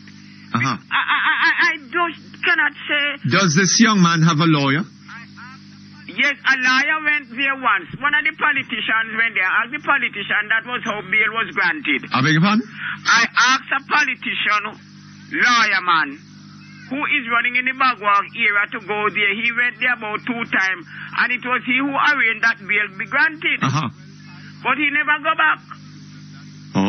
So probably I would have to go to him and ask him to let the judge check. Well, I suggest to you that is what he really needs. He needs a lawyer to take this matter up in court and to ask that the matter be either tried or be dismissed. When I called here yesterday, a policeman tell me the man is as white as chalk in the jail. Because no sunshine or not reach 5 months. This seems to me to be unjust, but injustice is not uncommon in Jamaica. I mean, it is too. You know. But I don't see why it should be taking that long to bring the matter to trial. Right, because the fixed date for it to call up, all they do, they call it up, put it off. That don't make sense. That don't make sense. Try the man. That does not make sense to call it up and put it off. No. Try the man. If he's found guilty, sentence him. He's innocent, let him go. Absolutely. But that is total injustice to him. Absolutely right. You know. So see what you can do for I'll me. see what information we can get. The other thing again is that the Prime Minister, I like her to King Saul. You remember King Saul? King Saul. You know King Saul was the first king for Israel. And Sister P is the first female prime minister for Jamaica. King Saul was being appointed by God. Sister P was also being appointed by God. Now you have to be very careful. Be careful what you say, how you say things like this about God, you know, sir. Oh.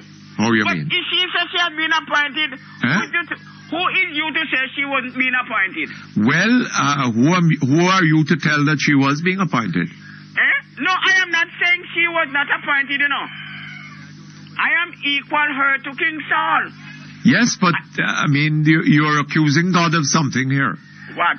And I don't know whether God is guilty of it. No, but it was God who appointed King Saul. It was God who sent Samuel to anoint King Saul. So it was said. So it was said. You don't believe that? But I don't know if Samuel's telephone was giving him problems and he wasn't hearing properly. So you don't believe that Sister P was being appointed by God? I have no reason for thinking that, sir. I have no reason whatever for thinking that. Why? And I'm very careful about the things I say about God because, you know. No, man. I wouldn't like to accuse him wrongfully of anything. No, you're not accusing her, man. She's God's appointed. And you have to be careful what you say about her, too. You have to be very careful what you say about God's appointee. Well, I don't know that she's God's appointee. She says so, I believe her. I believe what she says. She says so honestly. I don't know, so people suffer in this world from all sorts of illusions, you know. The other thing is, in her New Year's message, she has a zero tolerance for delinquent fathers. Yes. I only hope that... Yes, you know, I'm glad you brought that up. I'd forgotten. I should have spoken I only hope she have a zero tolerance in providing jobs for these fathers. Thank you very much. Because if she don't provide jobs, she'll be only looking out of one eye. You are absolutely right. So, okay? Providing jobs I don't see what having a zero tolerance to fathers who don't support their children, towards fathers who don't support their children. How that can work in a society where so many of the fathers are quite incapable of supporting their children because they're not earning the means of doing so. Fine. Look at her selection as leader for the party. Look at her selection as leader for the party. Yes. Of all the fathers that select her, how much of them was working? Yes. Mark, there's another way of looking at it, is that people ought to be more responsible about the business of bringing children into this world. I agree. I fully agree with you. Yes. But there again, I mean, you know, how do we get from where we now are to that point? Why? Where people exercise responsibility. I don't know. You know, irresponsibility is a plague on this society. And it happens at all levels. You know? Anyway, all the best again. Thank you very much. Nice hearing from you. Take care. God bless. Okay. And see what you can do before conveying from you, see? Okay. Okay, hello? Hello? Yes, good afternoon to you, Mom. Good afternoon. I wonder if you could help me. I'm having a problem. Hello? I would love to be able to. Hello? I said I would love to be able to. Right, thanks. I've applied to completing my midwifery training in Jamaica. To do what? To complete my midwifery training in Jamaica. I've done the first year of an honours degree in England. And I applied to the Cornwall Regional Hospital, and I've sent all the necessary documents because I was told that my papers need to be assessed by the What is your training in? In midwifery. Yes. Right. And I've sent all my papers to the Cornwall Regional Hospital, and I was told that my paper need to be assessed. at the University Council in Kingston. I've sent all my documents. They've assessed it and decided that I've exceeded the entry requirement because I hold a master's degree and I also completed the first year of the midwifery training. Yes. I was told that when I come to Jamaica, I should contact Cornwall Regional Hospital and Mrs. Tuller. I've done that. For some unknown reason, I don't know what motive is behind it, she decided that they could not accommodate me at the Cornwall Regional Hospital. I was referred back to the Nursing Council in Kingston, and I went and I saw a Miss Anderson, and I think I meet up with Mrs. Cooper Shaw as well. They decided that they would take on what I've said to them and investigate what was going on because they couldn't understand it. Until today, I've been calling Kingston. I cannot hear anything. Nobody can tell me anything. I've just been, just giving the runaround all the time. And I don't know which way to go. But is it the question that they haven't got a vacancy? Well, no, it's not a question that they don't have a vacancy. It's a question that because I want to complete my training here. The training in England is a 3-year course. It's a degree course. Jamaica don't do a degree course. Yes. They only do a certificate. I've sent in all my papers for them to see what I've already covered, and then they couldn't. So how many years do you have to go here? In Jamaica? Yes. I don't really know. This is what I'm trying to find out. Nobody can tell me anything. Oh. I know that I've got 2 more years to complete in England, and they pay me in the United Kingdom to do it. So you've got a master's? Yes. What in? In business administration. Business administration? Yes. But you're taken up, you want to qualify? As a midwife. As a midwife? Yes. You've done 1 year in England? Yes. Right? Yes. And you want to complete the other 2 years, the rest of it here? Yes, because I've actually purchased a house now in Ocherius, and I wanted to return here. And, I explained myself to them, but nobody can tell me anything. All I've been given is the runaround. 1 minute I'm told that something to do with the transcript. I said to them the transcript was sent directly from the United Kingdom to the University Council in Kingston. And since then, I can't hear anything. I've spoken to a Miss Riley in the office of Mrs. Anderson. And until today, she said she's going to call me back. I don't hear a thing. Nobody can tell me anything. But I wonder why.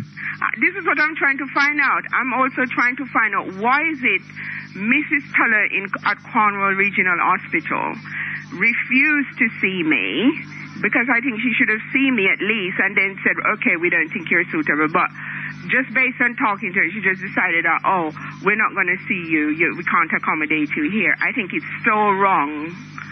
And I think it's appalling. I don't understand it at all.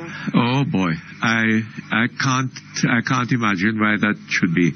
So what you're looking for is not a job.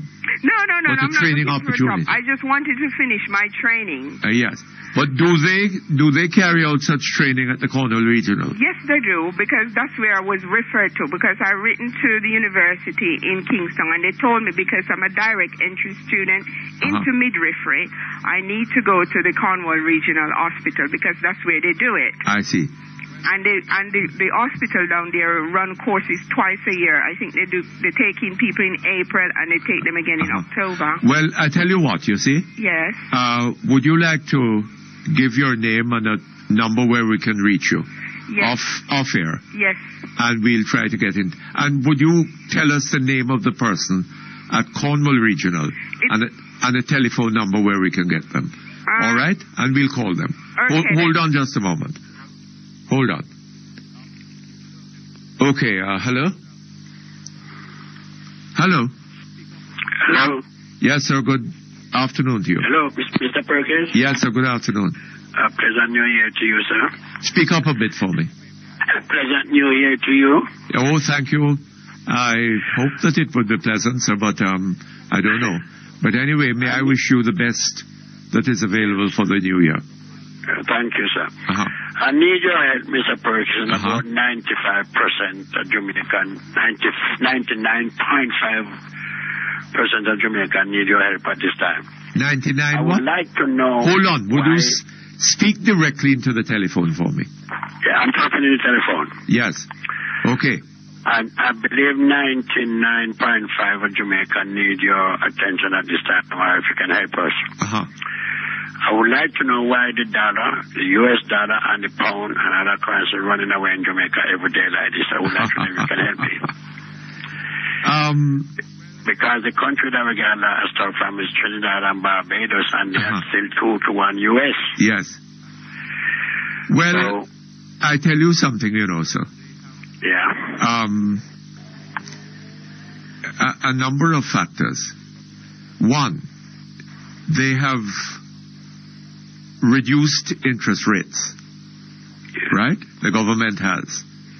Right? An election is coming up, and they want to be able to say that the economy is in good order, that things are on the verge of a new beginning and light at the end of the tunnel, and we're on the threshold of a new beginning, and the economy is about to take off, right? Yeah. So interest rates have been reduced. But as... I don't think it's so much that, you know, Mr. Hold on. As Professor Hankey pointed out, sir. All these foreign companies are here. Would you like and to... all the head offices in England, Canada, America, Trinidad. You asked my question. They have to send money back to their own country. Oh. All right. So you know what the answer is. All right. No. I'm just asking. I'm trying to find out. But you asked me, and I started giving you what is my explanation. Okay. All right. I'll listen to you then. I was saying that Professor Hankey, Stephen Hankey, pointed out some time ago that in the conditions of the Jamaican economy, a reduction of interest rates is going to bring about pressure on the dollar. Okay. Right? Because people with interest rates reduced in the way that they have been, people are going to be moving their money out of Jamaica. Right? Because one of the things they have to fear is inflation. And if you have money in Jamaica earning, what is it at the moment? I can't remember. But let's say 10%. Right? And inflation running, I hear a figure of 6% being tossed about. But that is the CPI, Consumer Price Index. Right? There's another measure of inflation which is well above that. Right? They don't publish those figures. But what is it called? I can't remember at the moment. But there's a broader measure of inflation. Okay? Hold on just a moment. Very much. We're back here online. Incidentally, I didn't say anything this morning about the execution of Saddam Hussein.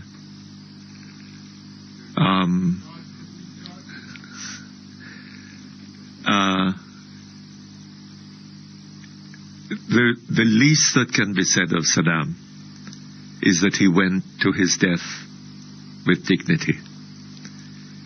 And it is a characteristic of these Islamic people. They're not afraid of death.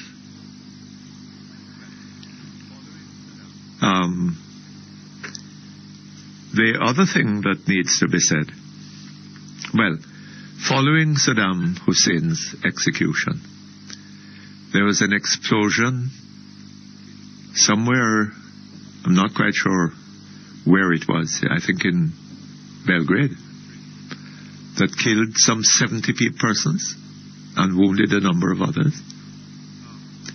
And it illustrates a point, an important point.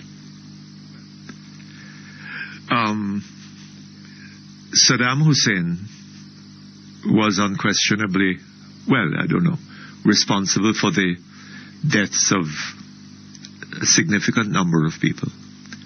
They have Islamic sects in Iraq, I'm sorry, I said Belgrade. It wasn't Belgrade. It was the capital of Iraq, wasn't Baghdad.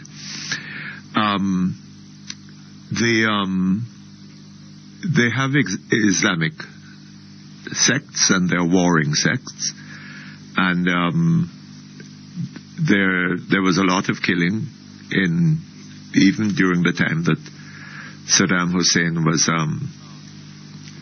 was ruler, dictator in Iraq, no question about that.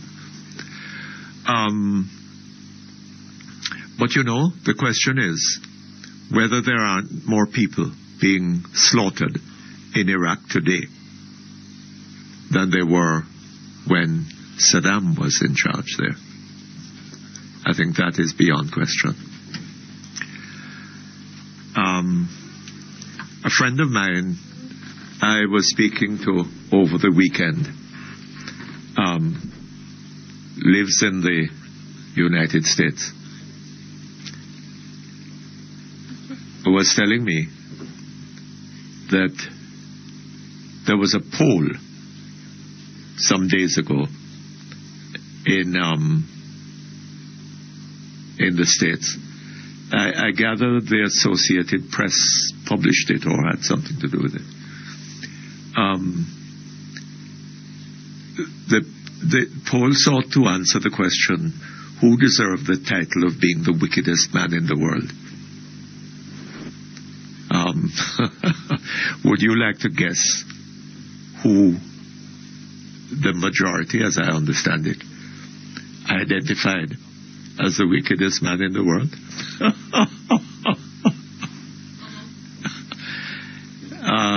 Not Saddam Hussein, no. Somebody closer to home. Okay, hello? Hello? Mutty? Yes, good afternoon to you. All the best for 2007. Thank you very much. And the very same to you. I'm calling on behalf of a young man in the Linstead lockup. I'm not hearing you very well. I am calling on behalf of a young man in the Linstead lockup.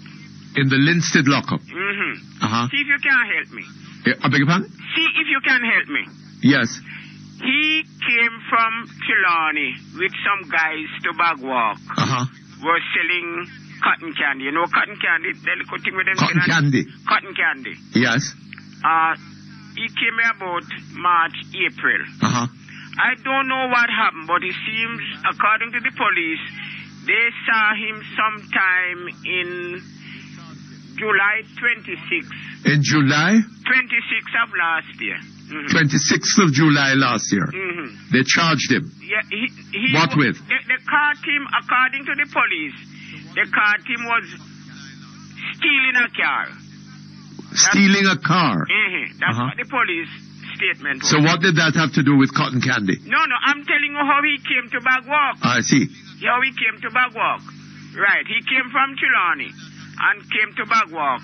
And that was how he came here. But I don't know, he don't have any relatives around. And he seems to be abandoned by his relatives in Trelawney. Yes. Now, bail was granted for him, and nobody's there to take up the bail. My concern is that since there is nobody to take up the bail, I don't know if the complainant, the owner for the car, go to court or what. But he is lingering in the jail from the 26th of July until now, and the judge don't try the case. But why hasn't the case come to trial? I don't know why. No, I cannot see, as a layman, I don't know nothing about law, but I cannot see why the court could have a man in jail from the 26th of July. Try him. If he's found guilty, send him to prison. If he's not, let him go. But the guy is in the jail in Linstead from the 26th of July until now. Yes, but do you know what is the explanation? What? What has he been charged? Yes. He's charged with stealing this car. Right. Okay. So what is the problem? I don't know. Because I went there to look for him. I never see him, but I used to him for a little time. I beg your pardon? I don't used to him that much. So therefore, in Bagwak, nobody is willing to take up the bail. He's about 23, 24. So he is lingering. Hold on just... Okay, thank you very much. We're back with you, sir. Hello? Hello? Hello, yes, I'm here. Yes. Well, whenever there is a reduction of interest rates, right, there tends to be pressure on the dollar. Right? But it's not every day the interest rate go down, Mr. I beg your pardon, sir? It's not every day the interest rate go down. Not every what? Day the interest rate go down. It's not every day the interest rate go down. But the interest rate is now down. And the pressure is mounting on the dollar every day. Huh? The foreign exchange rate is going down every day. Well, that is the result of the pressure on the dollar, sir. Okay, sir. People are moving money out of Jamaica. I heard about a well-known businessman over the weekend who is not unconnected to the party, who has recently divested a fair amount of property and is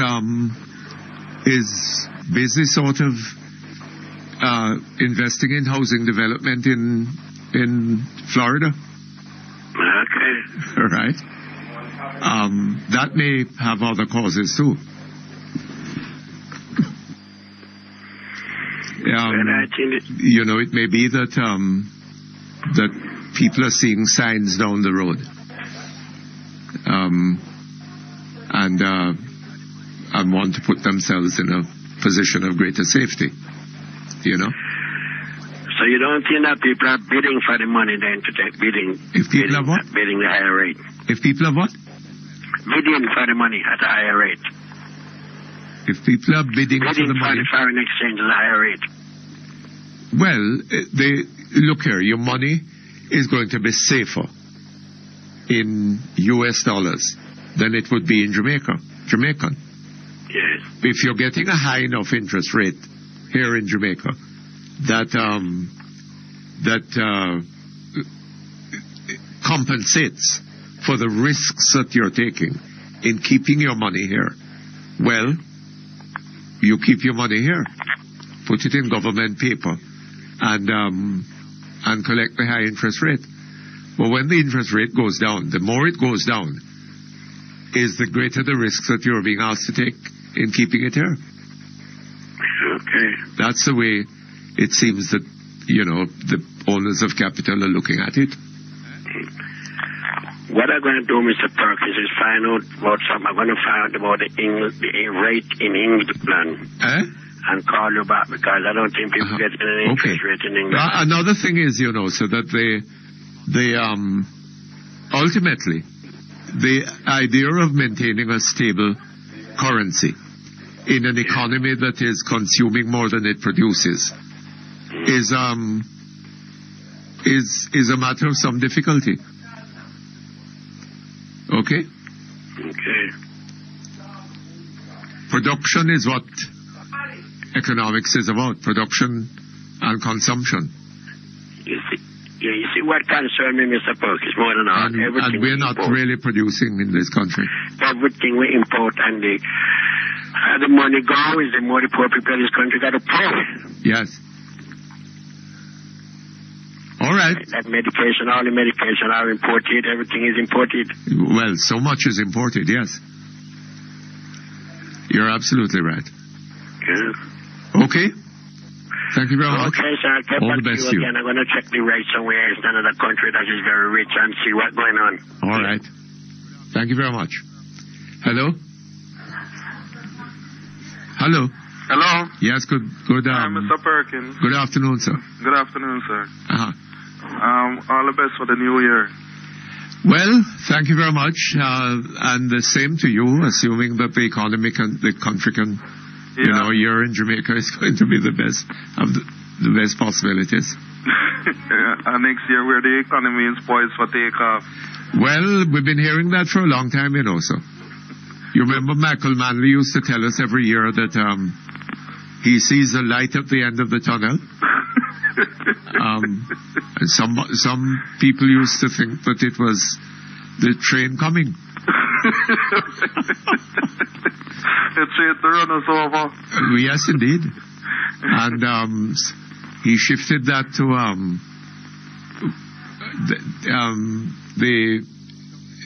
we're on the threshold of a new beginning. Remember Mr. Patterson told us something like that in 2002 after the election when he had this meeting at Penis Park. Okay. Yeah. That the economy was on the verge of a takeoff. But, I mean, the economy has been poised for takeoff now for how many years? Would you keep your voice up for me? I'm saying that the economy has been poised for takeoff for so many years now. For so many years. It looked like the plane is grounded on the runway. Well, somebody called me this morning and told me that a friend of his said that he was prepared to make his bed on the runway.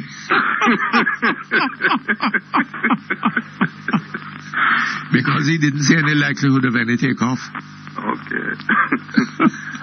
But then, experts like Mr. Greenspan, who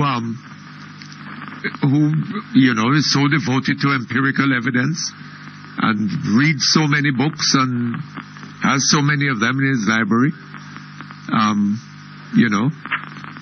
he tells us about the takeoff, so... I don't know. Probably it's there. They're talking about for themselves, and not for the rest of us. I beg your pardon?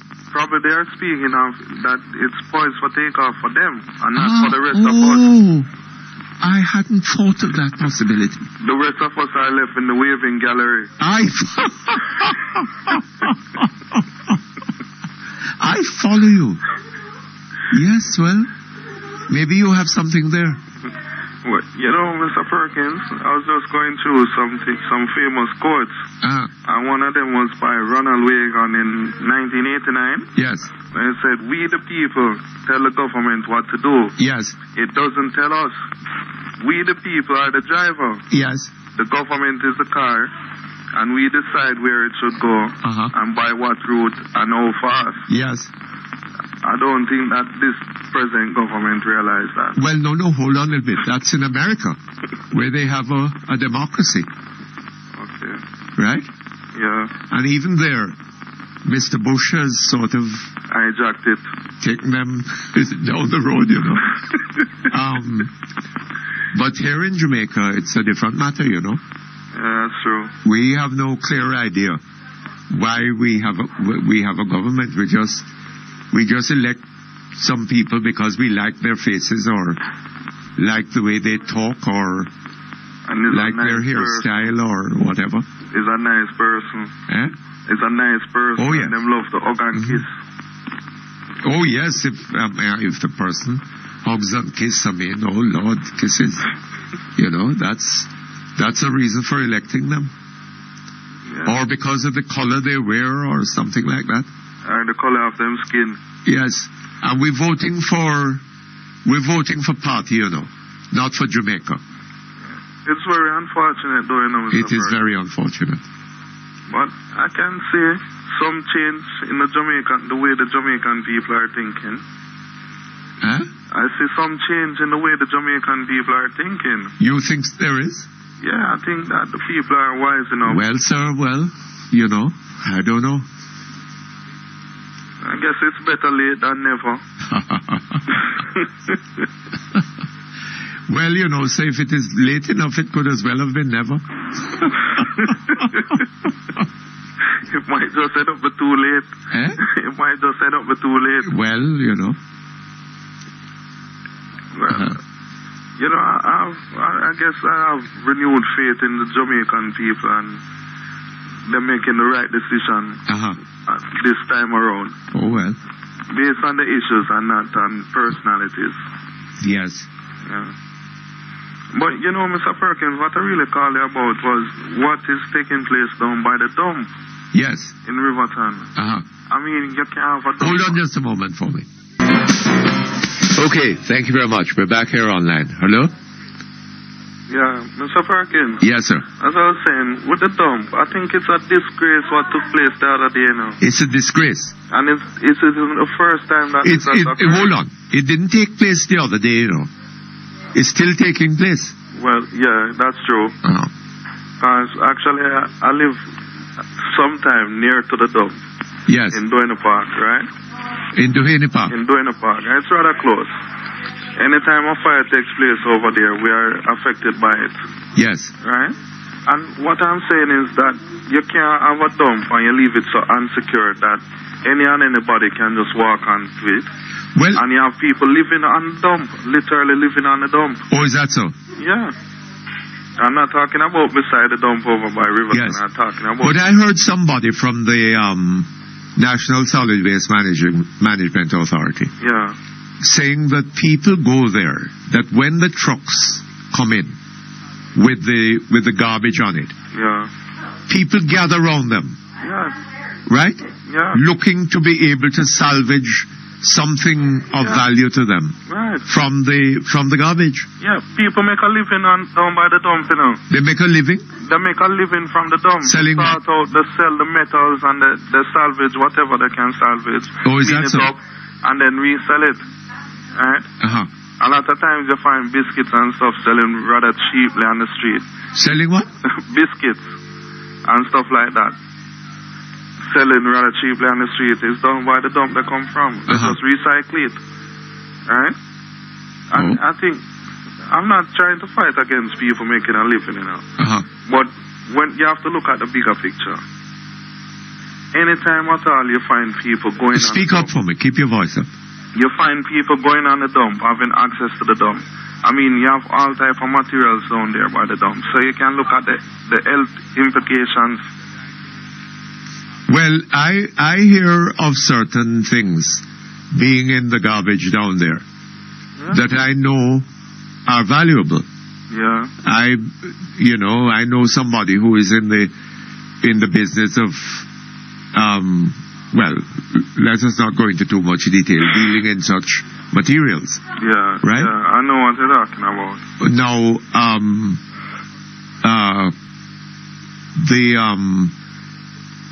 it seems to me that, and the person who was talking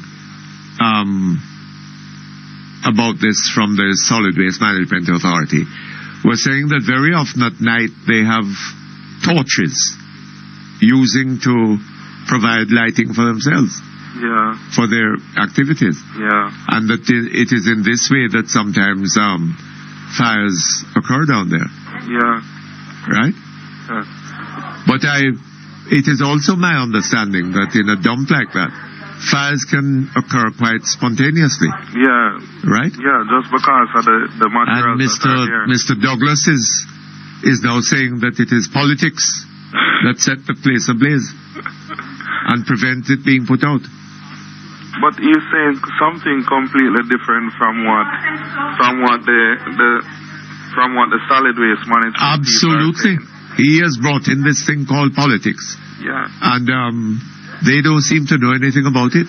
But Mr. Perkins, what I'd like to point out also to Mr. Douglas is that the dump itself is surrounded by PMP garrisons. Oh, is that so? So if it's politics, it wouldn't be JLP setting the fire. It will be PMP. The dump is surrounded by PMP garrisons? Yeah. Is that true? Yes. Riverton is completely PMP. Right? And that's where the dump is. And you have Callaloo bed across the road. And other places like that. Right? So I don't know how would the JLP benefit from setting the fire there? Or how would the JLP be able to go down there and set the fire? I don't know, sir. Right? If it's really politics, then it would have to come from a PMP source. Right? But well, I don't know. He says that the politicians are trying to aggravate well, I don't know about the politicians. He didn't use that, but agents of the party, whatever. Yeah. But what they need to do still, they need to... But he seems to be the only person who has this information. And he can't tell us the basis upon which,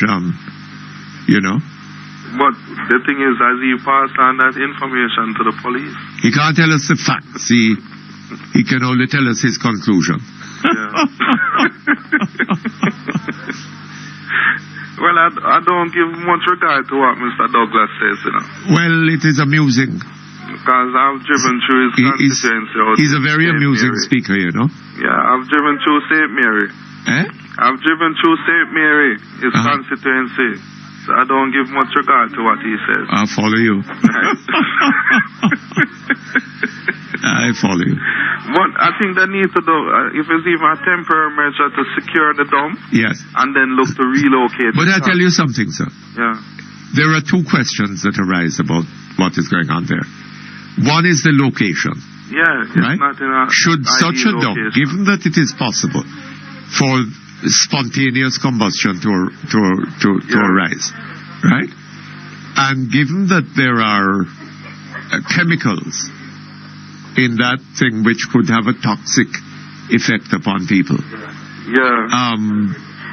Should a dump like that be situated proximate to such a to the places where people live in a city like Kingston, right? Yeah. And I hear, I mean, my understanding is spreading over a wide area, right? It goes all the way down to the waterfront. Right, because they have the mangroves right there and stuff like that. It's right by the mangroves. Yes. So I don't think it's in an ideal location. No. But I don't think it's not going to be possible to remove it overnight. Well, but I hear them telling people to lock up their doors, lock up their windows, and stay inside the home. I mean, I wonder, are they serious? That's the best this government can come up with, Mr. Perkins. Indeed. It's such an inane idea. Yeah. Right? No. The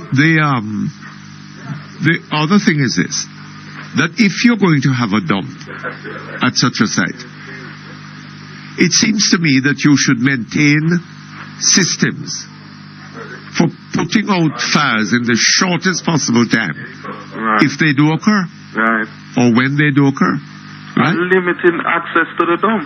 But it seems to me that on both those grounds, the government is wanting. Yeah. Right? Well, the government has failed at so many things, Mr. Perkins. Well, I don't know. Has Sister P commented on it? I haven't heard her commenting on it.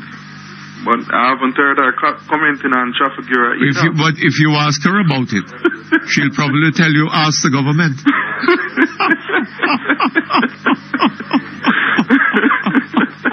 I mean, the buck definitely don't stop with Sister P. Eh?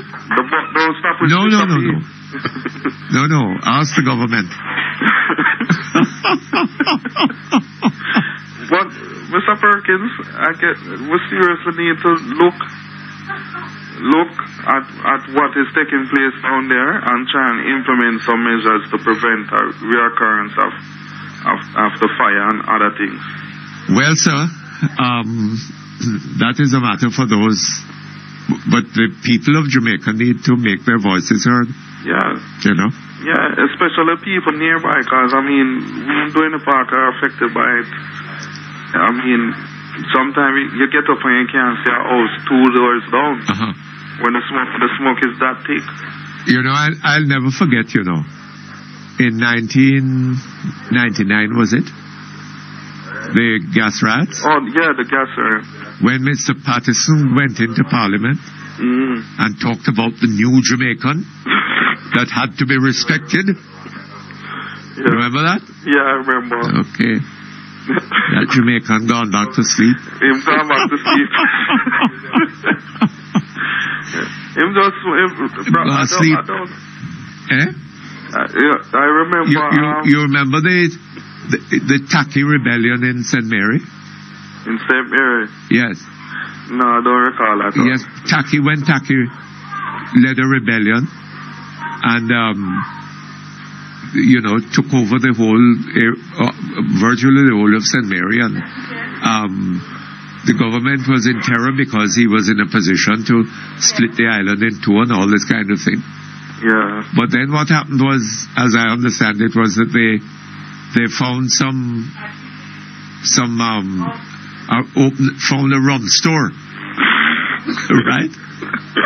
And they sort of helped themselves, and by the time they mobilized the army and the army came down here, right? Yeah.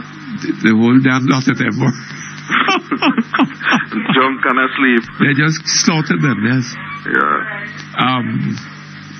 So maybe that is what is happening to Jamaica now, you know. Well, I don't know. They woke up and frightened Mr. Patterson, but then they're gone back to sleep. Yeah, we don't see that the effect that we had on the government, how scared they were at the time. Indeed. And Mr. Patterson spoke of the new Jamaican who had to be respected. Yeah. Okay, sir. I'm not advocating for riots, but I'm not advocating riots. I am not doing any such thing. I agree with you. What I'm saying is that the Jamaican people stand up and to command respect. Yeah. Yes, sir. Yeah, and let the government know who is RESPECK. Yeah.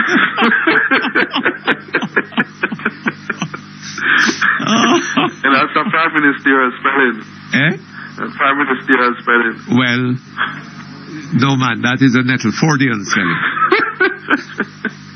You know? Yeah. All right, Mr. Perkins. All right, sir. Thank you very much. All the best to you. Okay, hello? Hello? Hello, yes. Good afternoon. Good afternoon, sir. How are you? Not too worse. Yes?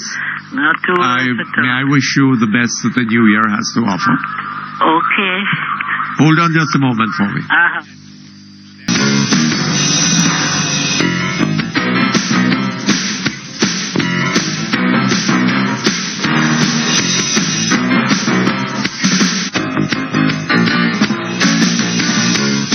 Okay, thank you very much. Back online. Hello? Yes, Mutty. I was just listening to the explanations, read the dump file there. Yes. And, some people came on who sounded intelligent and had a modicum of sense in it, said that people started a fire and things. Yes. And then we hear a fool, something come on as usual, chat about his politics and things, you know. The contrast is so glaring, you know. I think the PNP better put up Harry Douglas, you know. It sounded more and more silly. And put him up as what? Just keep him in the background because it's so embarrassing to the party to hear about the radio. You serious? I mean, this morning, how could a man who calls himself a minister come on and say, hey, politics! Politics! you know, and when the engineers and things, they came out and issued a statement, at least it had a modicum of sense. I'll tell you something, sir. Yes. If you are in politics, you see, you are in government,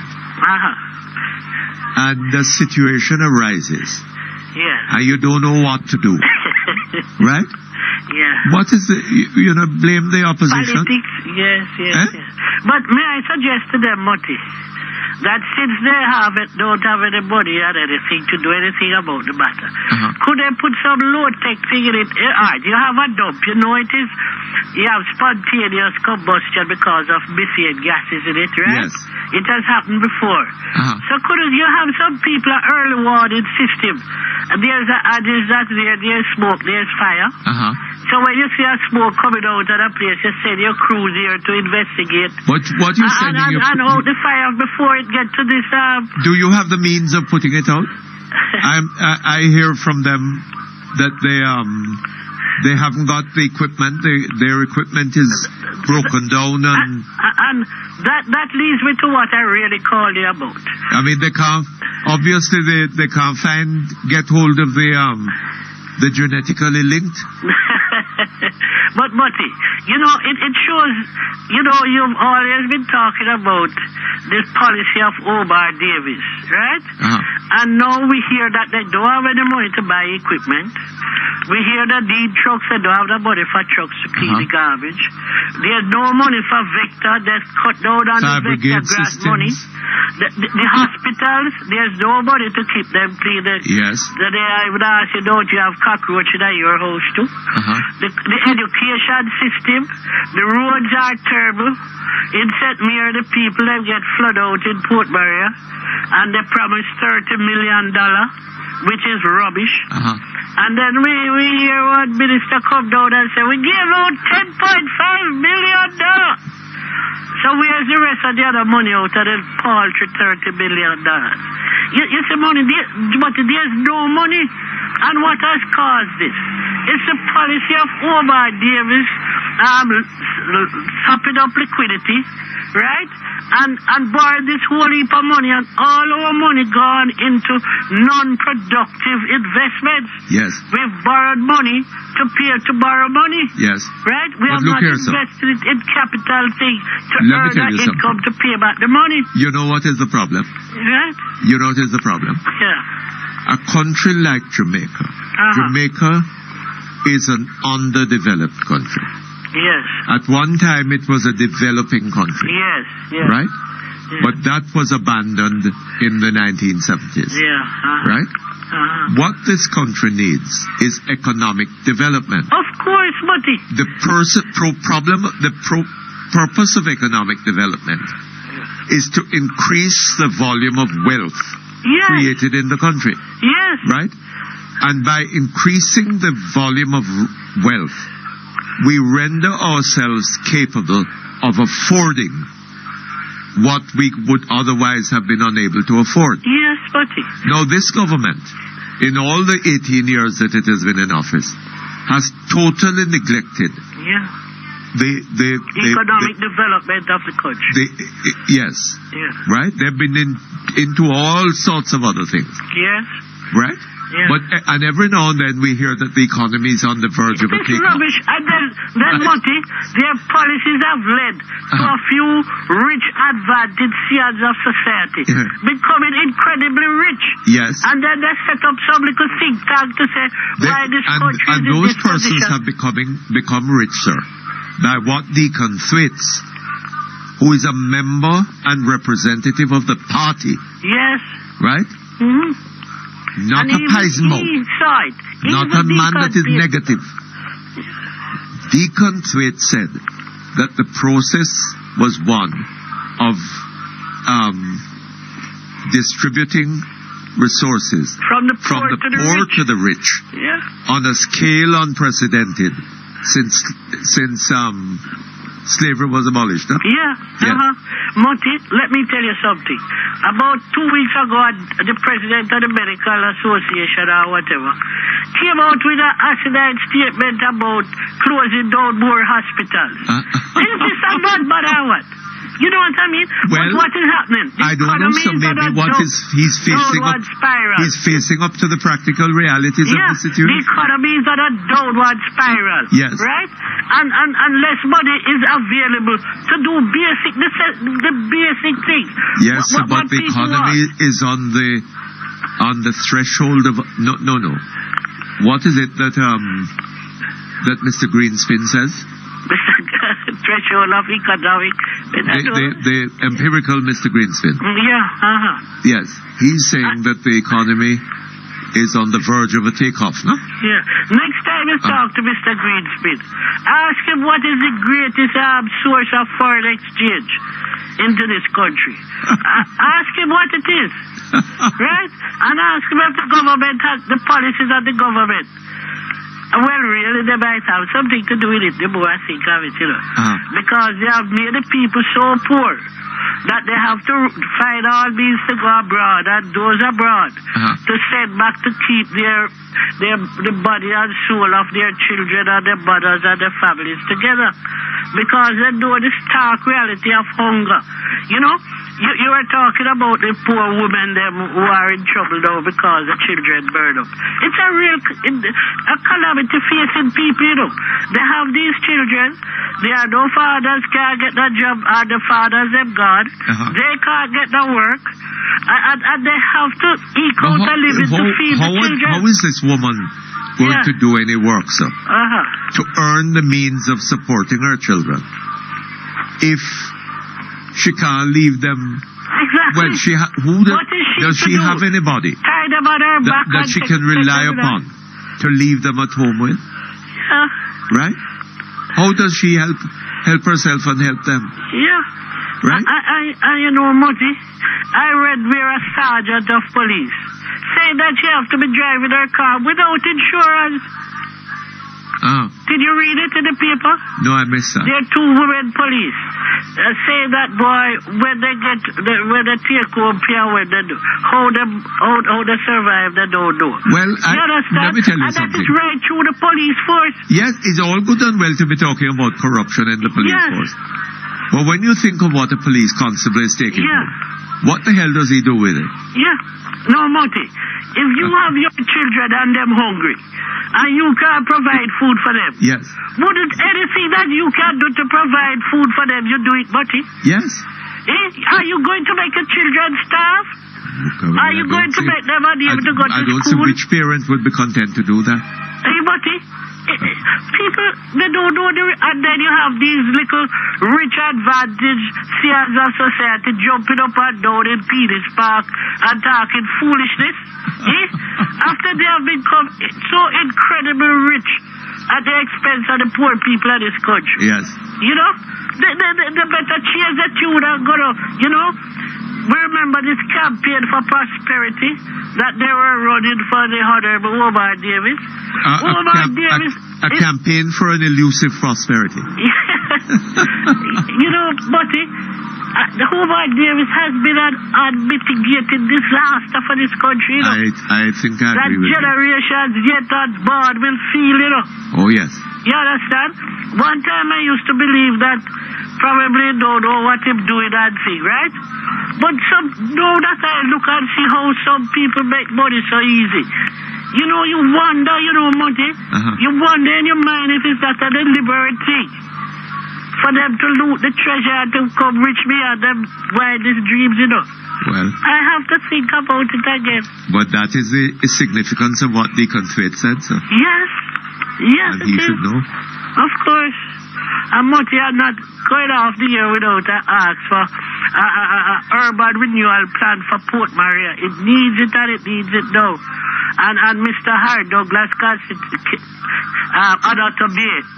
I don't know. I should be surprised to hear that it was agents of the Labour Party who the fire engineered the flood. Yes. The flooding of Port Maria. Yes, you're right. You know, but you don't think so? It could have been, you know, it's part of the Labour Party of the engineers in the National Work Union. You know, I think so, you know. Well, but Mutty, I appeal again on behalf of the people of St. Mary for urban renewal program for St. Mary, just like the one that they do in Portia constituency. Well, I don't know. And in Omar Davis constituency. Have they done an urban renewal program in There have been some high-rise apartment blocks there. You know, it's Sister P giving out keys to them, Mutty. Oh, yes. Right? Well, why should they do that to the Port Maria people and the other Jamaican people that need it? Well, and they are Jamaicans. Maybe she's not aware of their needs, sir. Well, I would invite her to come down another day and spend a whole day in Port Maria and another day. And see the squalor, the very squalor in which the people live. You know? Yes. Okay, Mutty. All right, sir. Thank you very much. All the best to you. Hello? Hello?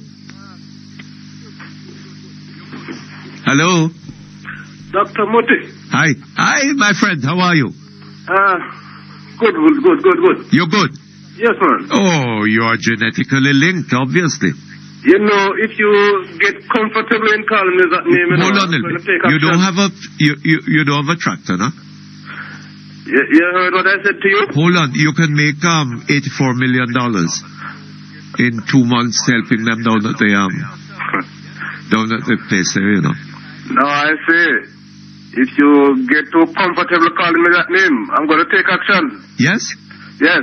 You mean if I call you comrade? Comrade? I can live with that. You can live with comrade? Yes, but the other one there... Which one? Genetically linked? Yeah, I think I would have to take action. But man, if you're genetically linked, you can make $84 million quite easily. Well, I wasn't that fortunate, you see. I wasn't that fortunate. Oh? No. Well, something is wrong with your genetic connections. If you call me that, you might also want to call me a man of, what do you call it, kleptomaniac feelings? Yes. Oh, is that so? Yeah. Oh, yes? So, I wonder who... What does that word mean, though? Kleptomaniac. Well, all of them, you seem to mix up all of them, you know. All of them seem to have the same meaning in your... Oh, is that so? Well, what is your understanding of the meaning? Persons of dishonesty. Persons of dishonesty. Oh, yes? Yes. Comes from a Greek word, you know. Yeah. Huh? Yeah, I see, see? Kleptes. I'm a little ordinary Christian from country. I cannot afford to be tarnished that way. To do what? To have you tarnish me that way. I am not calling you anything, sir. Yeah, so don't call me that again, man. All right. Yes. But your gain to attitude towards the issue of towards what? Fathers. I suppose that the fathers not standing up to their responsibilities.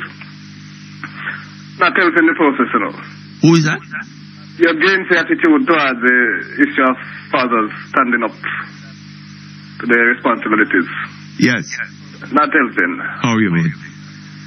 Now, your argument seems to be saying that until all persons are fully employed, then there shouldn't be any move towards... Hold on just a moment for me. Thank you, Ray. You're back here. Yes, you're saying? Yes, I'm saying that you seem to be saying that, men, fathers don't stand up for their children because they cannot afford to do so, which is not true. It's a falsehood. It's what? Yeah, a falsehood. Yes, go ahead. Yeah. Explain that. What I know, what I've seen, and any parliamentary representative would have seen it also, that people find other things to do than contribute to the upbringing of their children.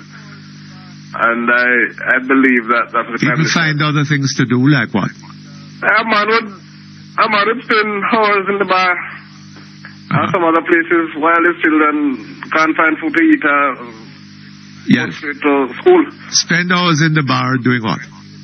Enjoy himself. Yes, you mean being bought drinks by his friends? No, buying his friends drinks, I've seen it. Buying his friends drinks? Yes. Well, I don't know about that. But let me just suggest something to you. Yeah. Right? That it goes a little further than his, whether he can, well, if we have a society in which the economic basis of people sort of taking up responsibilities, family responsibilities and so on, if that economic basis is not there for large numbers of people, yes. Right? It in turn creates a cultural attitude, doesn't it? I mean, if you have an economy which allows people to take care of their children, right?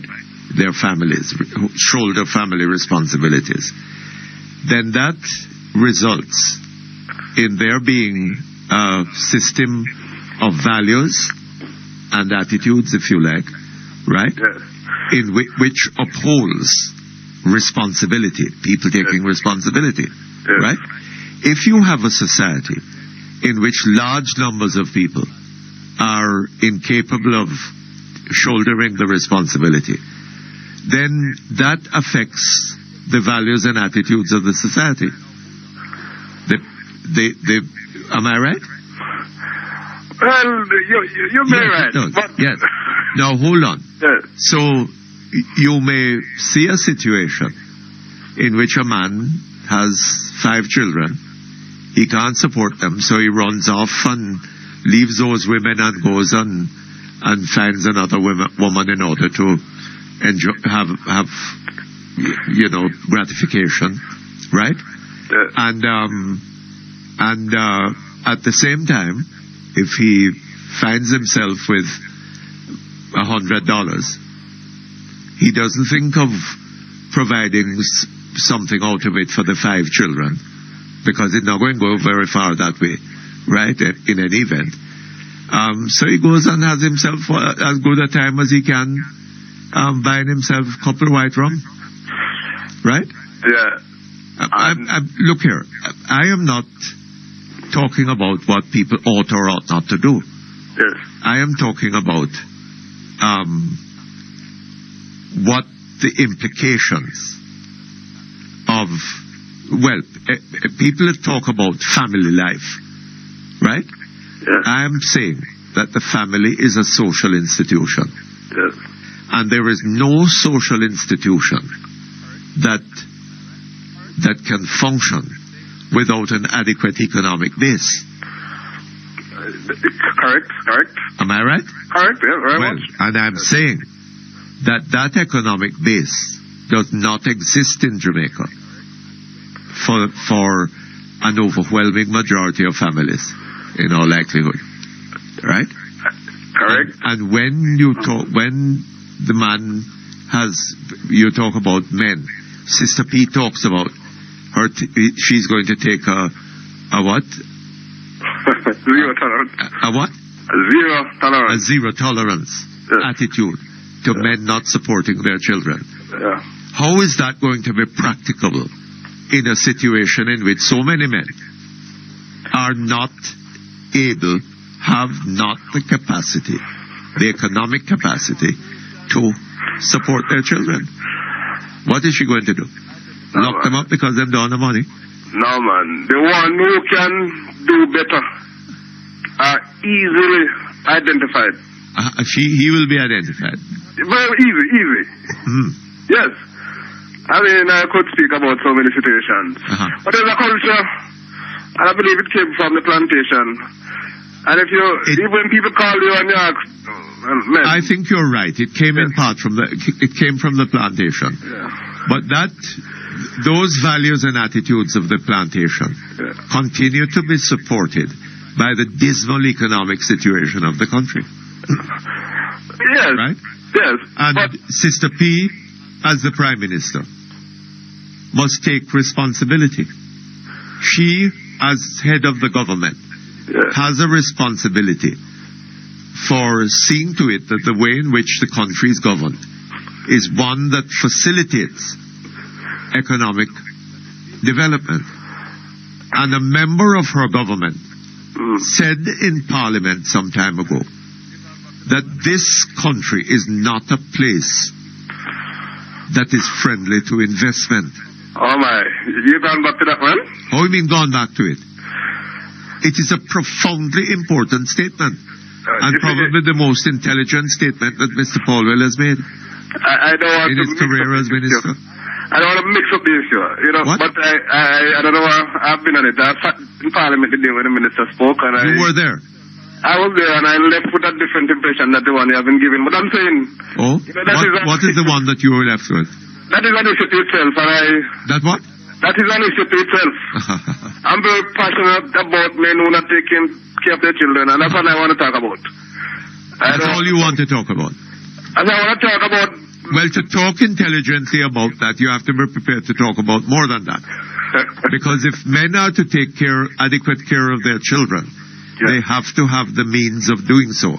Or at any rate, they have to have the opportunity to acquire the means of doing so. Well, the one that you're talking about is the one who can do better, but, the culture that says that I get something, is that I didn't, I just make it, and then I move on and make other children. Well, that is part of the problem too. Yes, that's what we're dealing with here. Yes. But You should also encourage people to be more responsible Yes, of course, but hold on a little bit. Yes. Hold on a little bit. We are encouraging people to be irresponsible, right? No. We do encourage people to be irresponsible. I hear from some, we have a problem of AIDS in this society, right? Yes. And part of what is encouraging the spread of AIDS is the idea that sexual gratification as an object in itself. And some young boy meets some young girl, right? Yes. And they go off and gratify their sexual urges, right? Yes. Without having any sense of responsibility one to the other. Yes. And of, they're not thinking of being in love or anything like that, which used to be the thing in the old time days, right? People sort of fell in love and wanted to have a long-term, a lifelong relationship and so on. That is not what is going on. And people are being told from official circles that they must ensure that they use a condom every time they go about this process of social gratification. Right? You don't agree with that? What? You don't agree with that? No, I don't. No. I think that what needs to be encouraged is a different attitude. People encouraged to form lifelong relationships, rather than you see one woman over there and you get an urge that you want to gratify, and then the next minute you see another one over there and you want to do the same thing, and you go on like that. And all you have to do is make sure that every time you use a condom, right? That is highly unsatisfactory. Well, I think it has to do with the amount of time. And it encourages the irresponsibility that we're talking about. In a way, but again, it has to do with the amount of time available to these kind of programs. Which kind of programs? Like a family-oriented program, people go around forming relationships. Well, what it requires is people having some self-esteem, right? And women in particular, rather than allowing themselves to be used as convenience by one man tonight and another one tomorrow night. Definitely. Right? But, where you're at now, I can see a good slant in your stance. Oh, is that so? This morning, I believe some worthless puppers were jumping up, feeling that they have an ally. Some yes. what? Ally. So worthless puppers. Worthless puppers? Yeah, right. I believe they said this morning that they had an ally in you. It's not a matter of encouraging worthless puppers. It's a matter that is what tends to happen to people when they are not given the opportunity to be responsible. Yes. Right? Yes. And what Sister P, as head of the government, needs to tell us is what she is going to do about this economy to make it possible. Yeah, assuming that she wins the election. Right? What are her plans? What is her vision? Yes. She gave a New Year's statement. Yes. Right? Yes. Is there any indication of a vision for this country, where this country is to go, where she hopes to take this country? You see anything like that there? Well, I did not hear, apart from what came on the news, the editorial judgment of the editor. Oh, you don't see it in the papers? No, it's in the Observer, man. Yesterday's Observer. I didn't see it. Yes, man, go read it. I do. But Mr. Golding has one beside her. You should read that one too. What's that? Mr. Golding has one on the same page. Yeah, but over the years, I prefer to read the speeches more than listen to them, because at that time I always engage in other things. I'm not hearing you.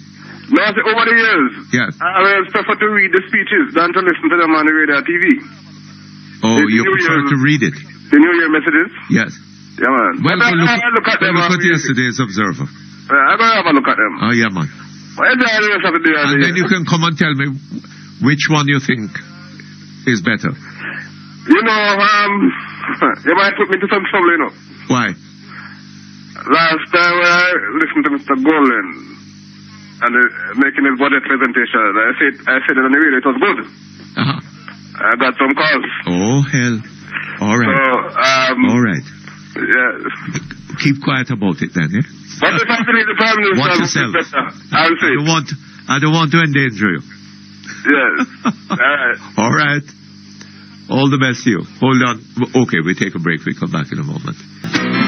Okay, thank you very much. We're back here online. And now we're going to read a few emails for you. Yes, Mr. Perkins. Mr. Perkins, can you explain to the people of Jamaica that being perched on the threshold of growth or poised towards the growth or seeing the light on the end of a tunnel really mean the same thing? Perched is like when you're a bird on the tree looking at the corn or the bird seed on the ground. Poised, which is when you're hovering over. Seeing the light at the end of the tunnel is like standing one side and watching a light move. You're not even in the tunnel. They all mean the same thing. You're not there yet. Thank you for the good work. It might also mean that they mean illusion. Mutty, as usual, you are misstating things. The matter of fathers supporting their children is not a black and white situation. Some will support their children if they could. Some cannot, for reasons of lack of jobs or lack of money or because of some other economic reason. And some will not. You have to bear that in mind. I think instead of the people saying that they will arrest the father, they should stop these fellows who have 9 or more baby mothers with this new registration of babies.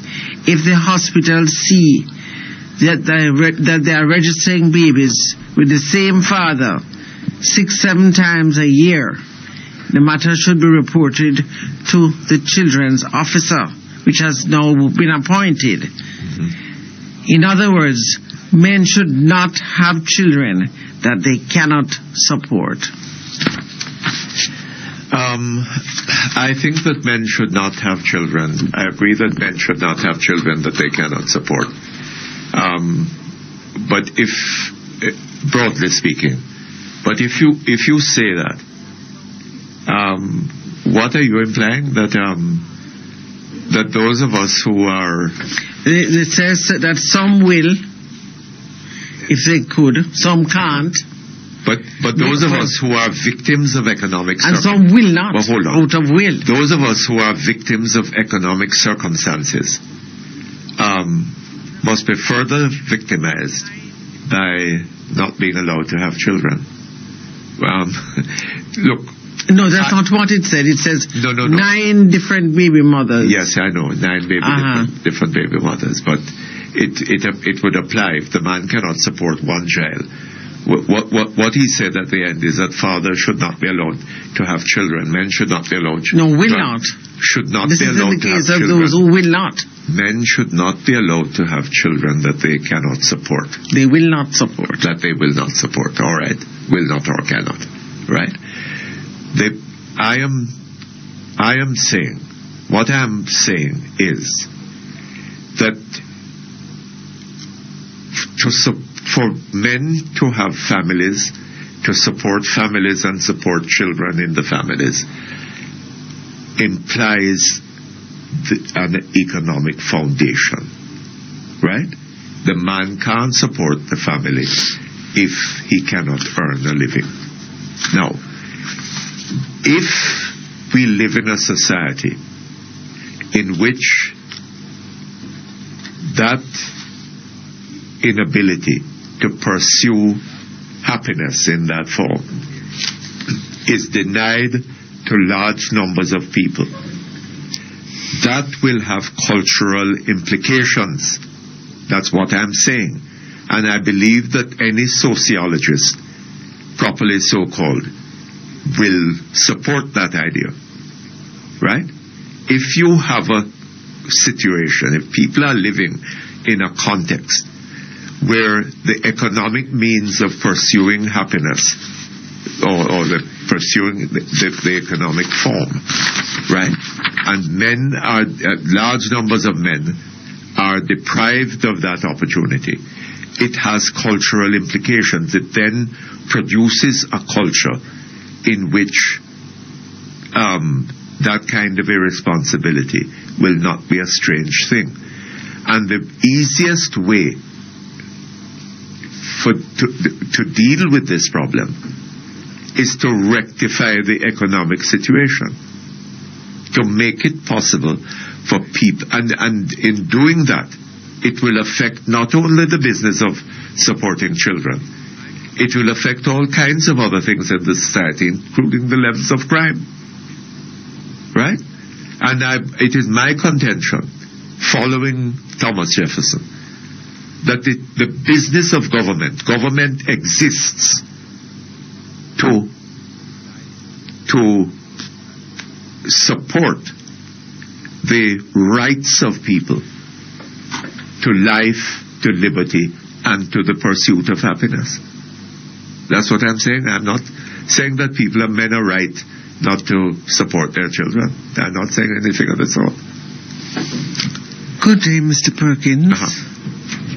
On the Riverton landfill fire and resulting smoke, can the affected citizens sue the National Solid Waste Management Agency? Well, I should hope so.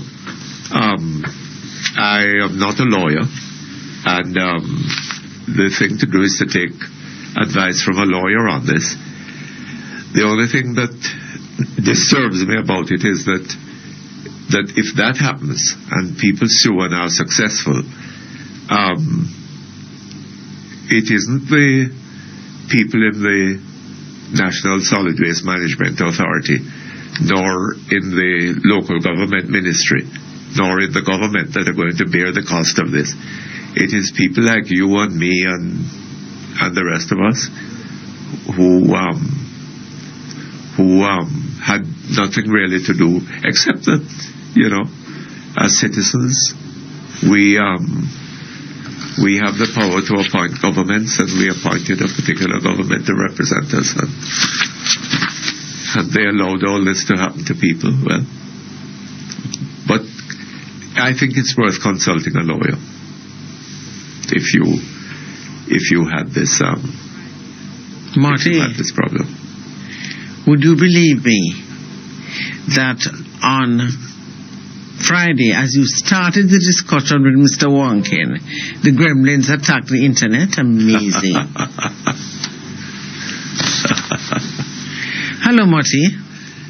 Adversity often carries with it its own opportunity.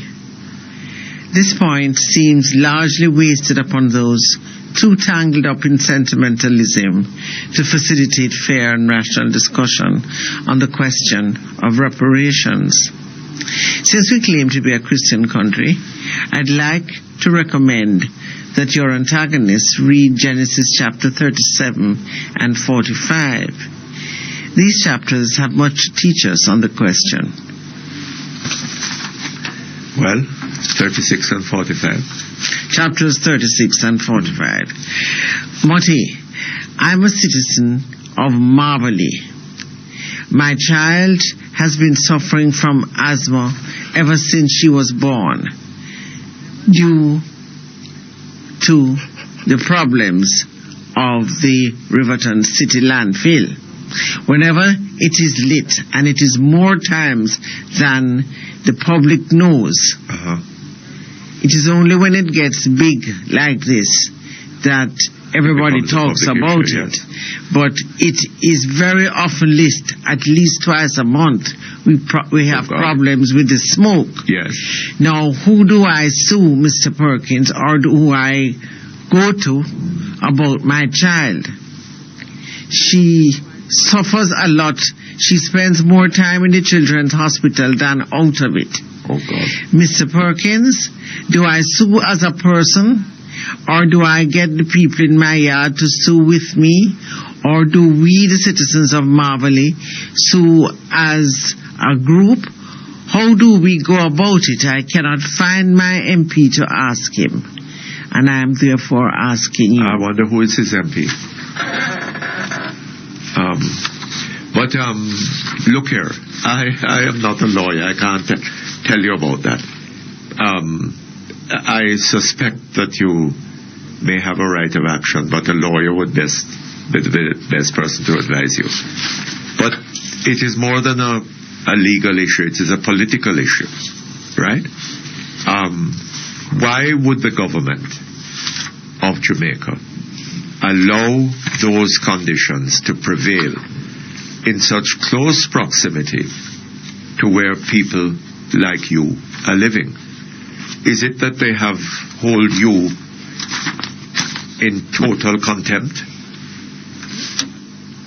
If not, what other reason could it be? Why is that landfill sited there?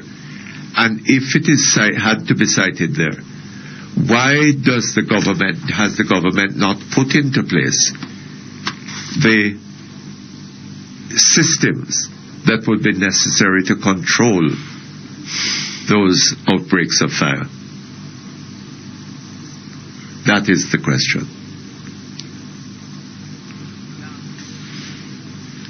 Go ahead. Mr. Perkins, this is for the spinner last week who is fooling himself about Singapore being the exception. The exception to what rule? In development. Why should it be the exception?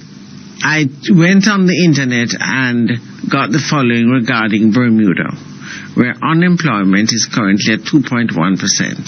At what? 2.1%. Yes. The economy of Bermuda starts the internet notice. As the offshore domicile of many foreign companies, Bermuda has a highly developed international business economy. It is a financial exporter in insurance and other financial services. Tourism forms a major part of Bermuda's income. Bermuda's per capita income is approximately 50% higher than that of the United States. That's interesting. Bermuda's per capita income is approximately 50% higher than that of the United States. Yes, it's about 60. CIA data show a GDP of $4.5 billion in 2004, implying a per capita income of $69,900. And these are US dollars. Yes. Based on 2004 data, this gives Bermuda the highest GDP per capita in the world. I will stop here because you have a time signal. Okay, we take a break. Thank you very much. We're back here online. Hello? Hello? Yes, good afternoon. Good afternoon, Mr. Perkins. Happy New Year to you. Oh, thank you very much. You really think it's going to be a Happy New Year? Well, the Almighty might have to do something beyond the ordinary. All right, well, in that event. To make it happy. Yes. But my concern here is, this is an election year. And I noticed this tinkering and playing around with election dates coming up down the road. And I'm happy that the JLP did not present a manifesto at the last conference. I personally believe in the interest of democracy that the Electoral Commission should set a date where all political parties hand in their manifesto. Oh, why? I saw something very tricky took place at the last election. You see, when once some party present their manifesto, it gives the other party a chance to exploit the manifesto. Do you understand me? Yes, that is quite true. Exploit the manifesto. What I saw in one election. If I were going to be leading a political party, sir, I would insist that the manifesto be any manifesto that we're presented at the, little before the election so that people can digest it. When it is but not long enough that would allow my opponents time to incorporate any parts of it into theirs. Well, that is why I would suggest that the Electoral Commission, a date be set when they hand in these manifestos, when the election... No, I don't think that the Electoral Commission should be given... date, is that not? I think it already probably has too much power. Well, let's say then when the election date is called then. Yes. That the different political parties... And I see the government having committed itself, having given an undertaking that fingerprints taken for purposes of registering voters would not be used for any other purpose. I see Mr. Danville Walker now be advocating that they be made available to the police. Well, huh? Maybe he has a point there. I don't think he does, sir. And I think that he's flying past his nest. That is not his business. Well, let's get back to this manifesto thing. Yeah. Because I noticed on one occasion that things from various manifestos are drafted into one manifesto. So when they start, when the campaign begins, it seems as if the other parties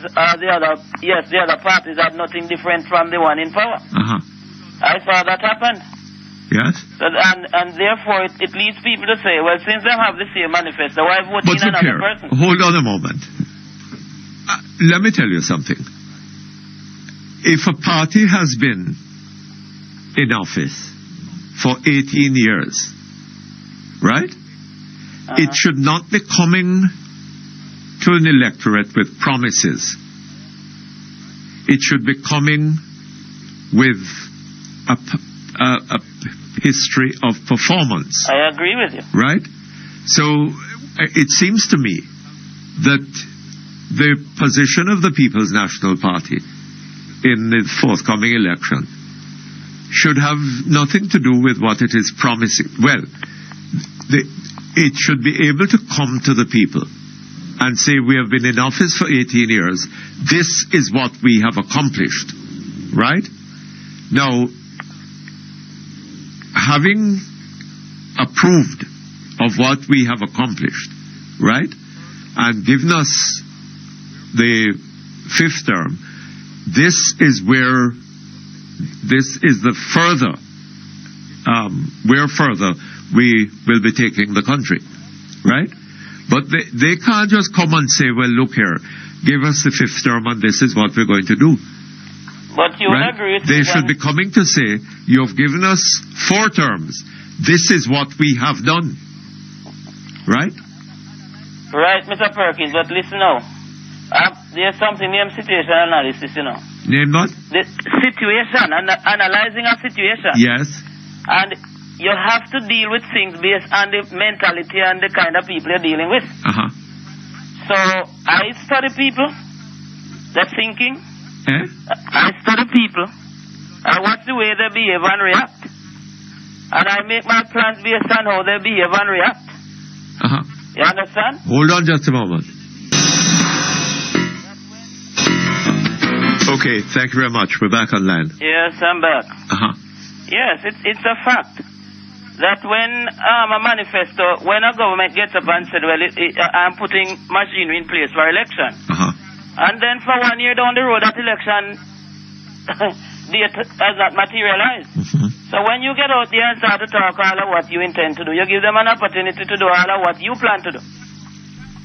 Because you don't know what the date is. They are saying election is coming, and no election is coming.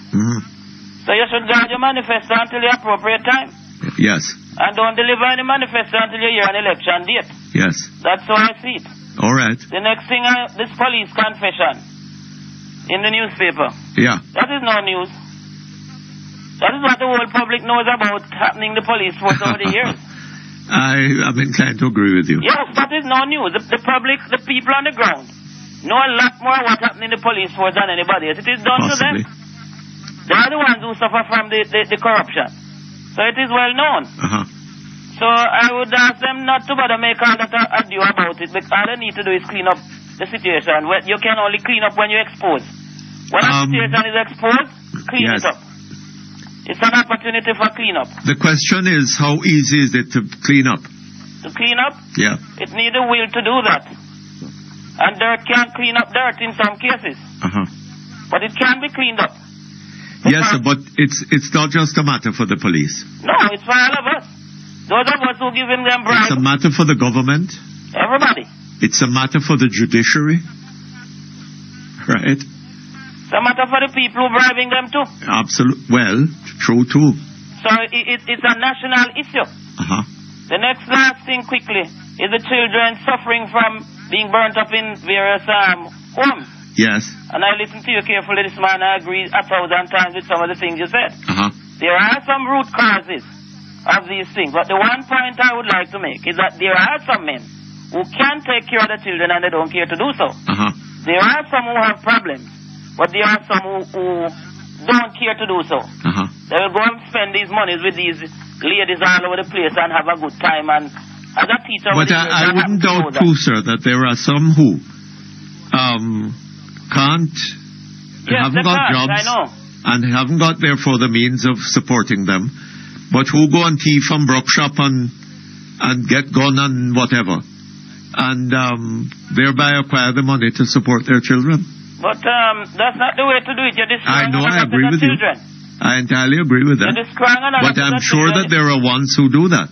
You're destroying people, another set of children's parents. And that isn't solving anything. No, I'm aware of that. But I'm just saying that there is that other side to it too. Yes, but there's another root cause to that, Mr. Perkins. Lack of education and training. Lack of proper brought up. Lack of opportunity, sir. There's a lack of opportunity that is strangling the people of this country. Do you know that I have seen people get opportunity and don't use the opportunity as well? But I'm sure that there are, sir, but there are others who don't have the opportunity. I know. But there's a mentality that needs to be changed. And I'll keep on telling you that we cannot change a nation except we begin to change the mind of the people. You have to change the minds of the people. Yes, I agree. When I say people, I don't mean the ghetto man. I mean the politician, every sort. Yes, sir, but I tell you something. The police say that there has been a fall in crime, in murder this year. Yeah, but they dump them at the dump and we can't find them. Maybe so, but maybe there was a fall, right? Really a fall. And according to them, it started at the early part of this year, right? And I'm prepared to believe that it had something to do with Sister P, the promise of Sister P becoming Prime Minister. Yes, I heard you said that the people had hope. People had hope. And lost the hope. Yes. But I think we need to the extent, if what I'm saying is true, it shows you how easy it would be to reduce and possibly to get rid of the kind of crime that we have in this country. But, Mr. Perkins, if we can engineer hope and sustain it, right? So, Mr. Perkins, the crime rate would go down considerably. I wasn't expecting that, you know. I wasn't expecting that to happen. Because you have to have a new vision in order to get something new, and I see a lot of concerns, and concerns in that vision. Yes, but Sister P people looked at her and said, well, I mean, this is something new. Right? and the party not new. The crime rate went down. Party and a new direction. You can't get new. You couldn't get a new situation out of that condition where she's not even in charge. All right. Thank you very much. All the best to you. Okay. Hello. Hello. Hello. What's happening? Okay. Hello. Hello. Yes. Good afternoon. Good afternoon, Mr. Perkins. Been trying to get you since last week because so many of your callers were showing such an abysmal lack of awareness of the history of slavery in slavery. Yes. In human affairs. one caller even making the fantastic statement. Would you speak up a bit for me? One caller was even making the fantastic statement that the slavery of Africans in the Americas was the first instance of slavery in history. But before I touch on that, there are one or other two other things I'd like to mention. Regarding the Riverton City dump. Now, it was remember that the dump was there first, and then the city grew out to it. In the beginning, it was quite a distance from the city. But then the city has... Yes, but it is now in too close proximity to the city. So one of the two things you're going to do, either you're going to abolish the city, or you're going to abolish the dump and move it somewhere else. Yes, that's one approach. But at the same time, there's another aspect to it. In some countries, the managers of dumps deliberately burn off the combustible material after drying, at which time the fires go quickly and with high heat and produce little smoke. Yes. Now, some years ago, in fact, when the smoke from Riverton City first became a problem, in a technical forum, I suggested that we adopt that approach here in Jamaica. But was told that we decided that we have chosen to use an American standard, which is to prevent any fire because there may be some toxic materials discarded in the dump. Yes. And that these would vaporize. However, we have not succeeded in stopping the fires. Yes. With the result that when the fires do start, they just smolder. They burn out of control. No, they smolder at low temperature. Now, when you have a planned fire, it is set up to burn quickly, and under which conditions it produces little smoke. When you're trying to stop the fire but fail, it smolders for a long time at relatively low temperature, and even the ordinary stuff then produces harmful fumes. Yes. So you end up with a much worse condition than if you had a planned fire that burned off even toxic material in the dump. I follow you. So what you're doing is reinforcing the argument of mismanagement. So I think we would do far better. Besides that, these unsuccessful attempts to stop the fires are costing a lot of money. Yes. It would be much less costly to arrange to burn off the combustible material as fast as possible way. So I'm suggesting again that we change our approach. Even some European countries use the burn-off approach. Yes. And set out to first dry the first stuff coming in, and then burn it in a planned and organized way to get rid of the combustible stuff quickly and with a minimum of disturbance to produce a lot less trouble.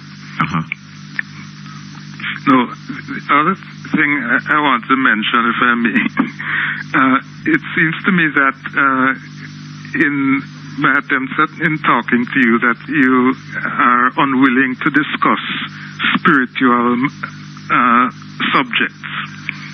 Well, I have no authority on it. I would like to suggest that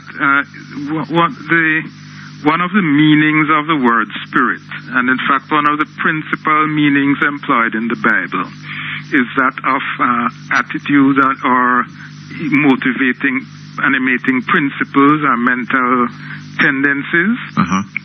The reason why the influences that cause us to act in the way we act. And the Bible recognizes that these influences are actually live things, not physical things, in fact, spiritual things to be exact. So whether couched in the context of a religion, however organized, or even in a secular context, the fact is that human life is controlled by these spiritual aspects, even if we don't recognize them as such. So whether we want to call it religion or logic or no, I have no difficulty with whatever, it's still these same principles that we're talking about, and we shouldn't be afraid to talk about them. We should recognize that they control our lives. So, on this matter of slavery, if I could come back to that. Slavery is one of the oldest of human social and domestic and economic practices. Yes. And so much so that even in the Bible you find that discussing Abraham and his affairs, he was having slaves. And the matter of the slavery of the African people in the Americas is merely a change of the direction in which the slaves were being sold by the master tribes in West Africa, sub-Saharan West Africa. We keep talking about how Timbuktu was this great city from ancient times, having the first university and all that. Yes. But we keep forgetting that Timbuktu was also a famous slave market, and the start of the caravan route to Arabia and Turkey, etc., in which one of the primary items of commerce was slaves. And that this was set up by the African tribal system under what the Europeans mistakenly call secret societies. Yes, I think we're running out of time. We have to continue this discussion, right? But Caribbean slavery did differ from previous examples of slavery. One of the in Rome, for example. One of the main differences was that the slaves coming to the Caribbean were not castrated, while those going to Arabia were. Well, hold on just a moment. Somebody will talk to you. Hold on just a moment. Okay, that brings us to the end of Perkins Online for today. We'll be back hopefully tomorrow, usual time, usual place. And we look forward to your company then. May I just offer my condolences to the family of Charles Hyatt, in whose person Jamaican radio and Jamaican theatre has suffered a quite considerable loss. Okay? So long.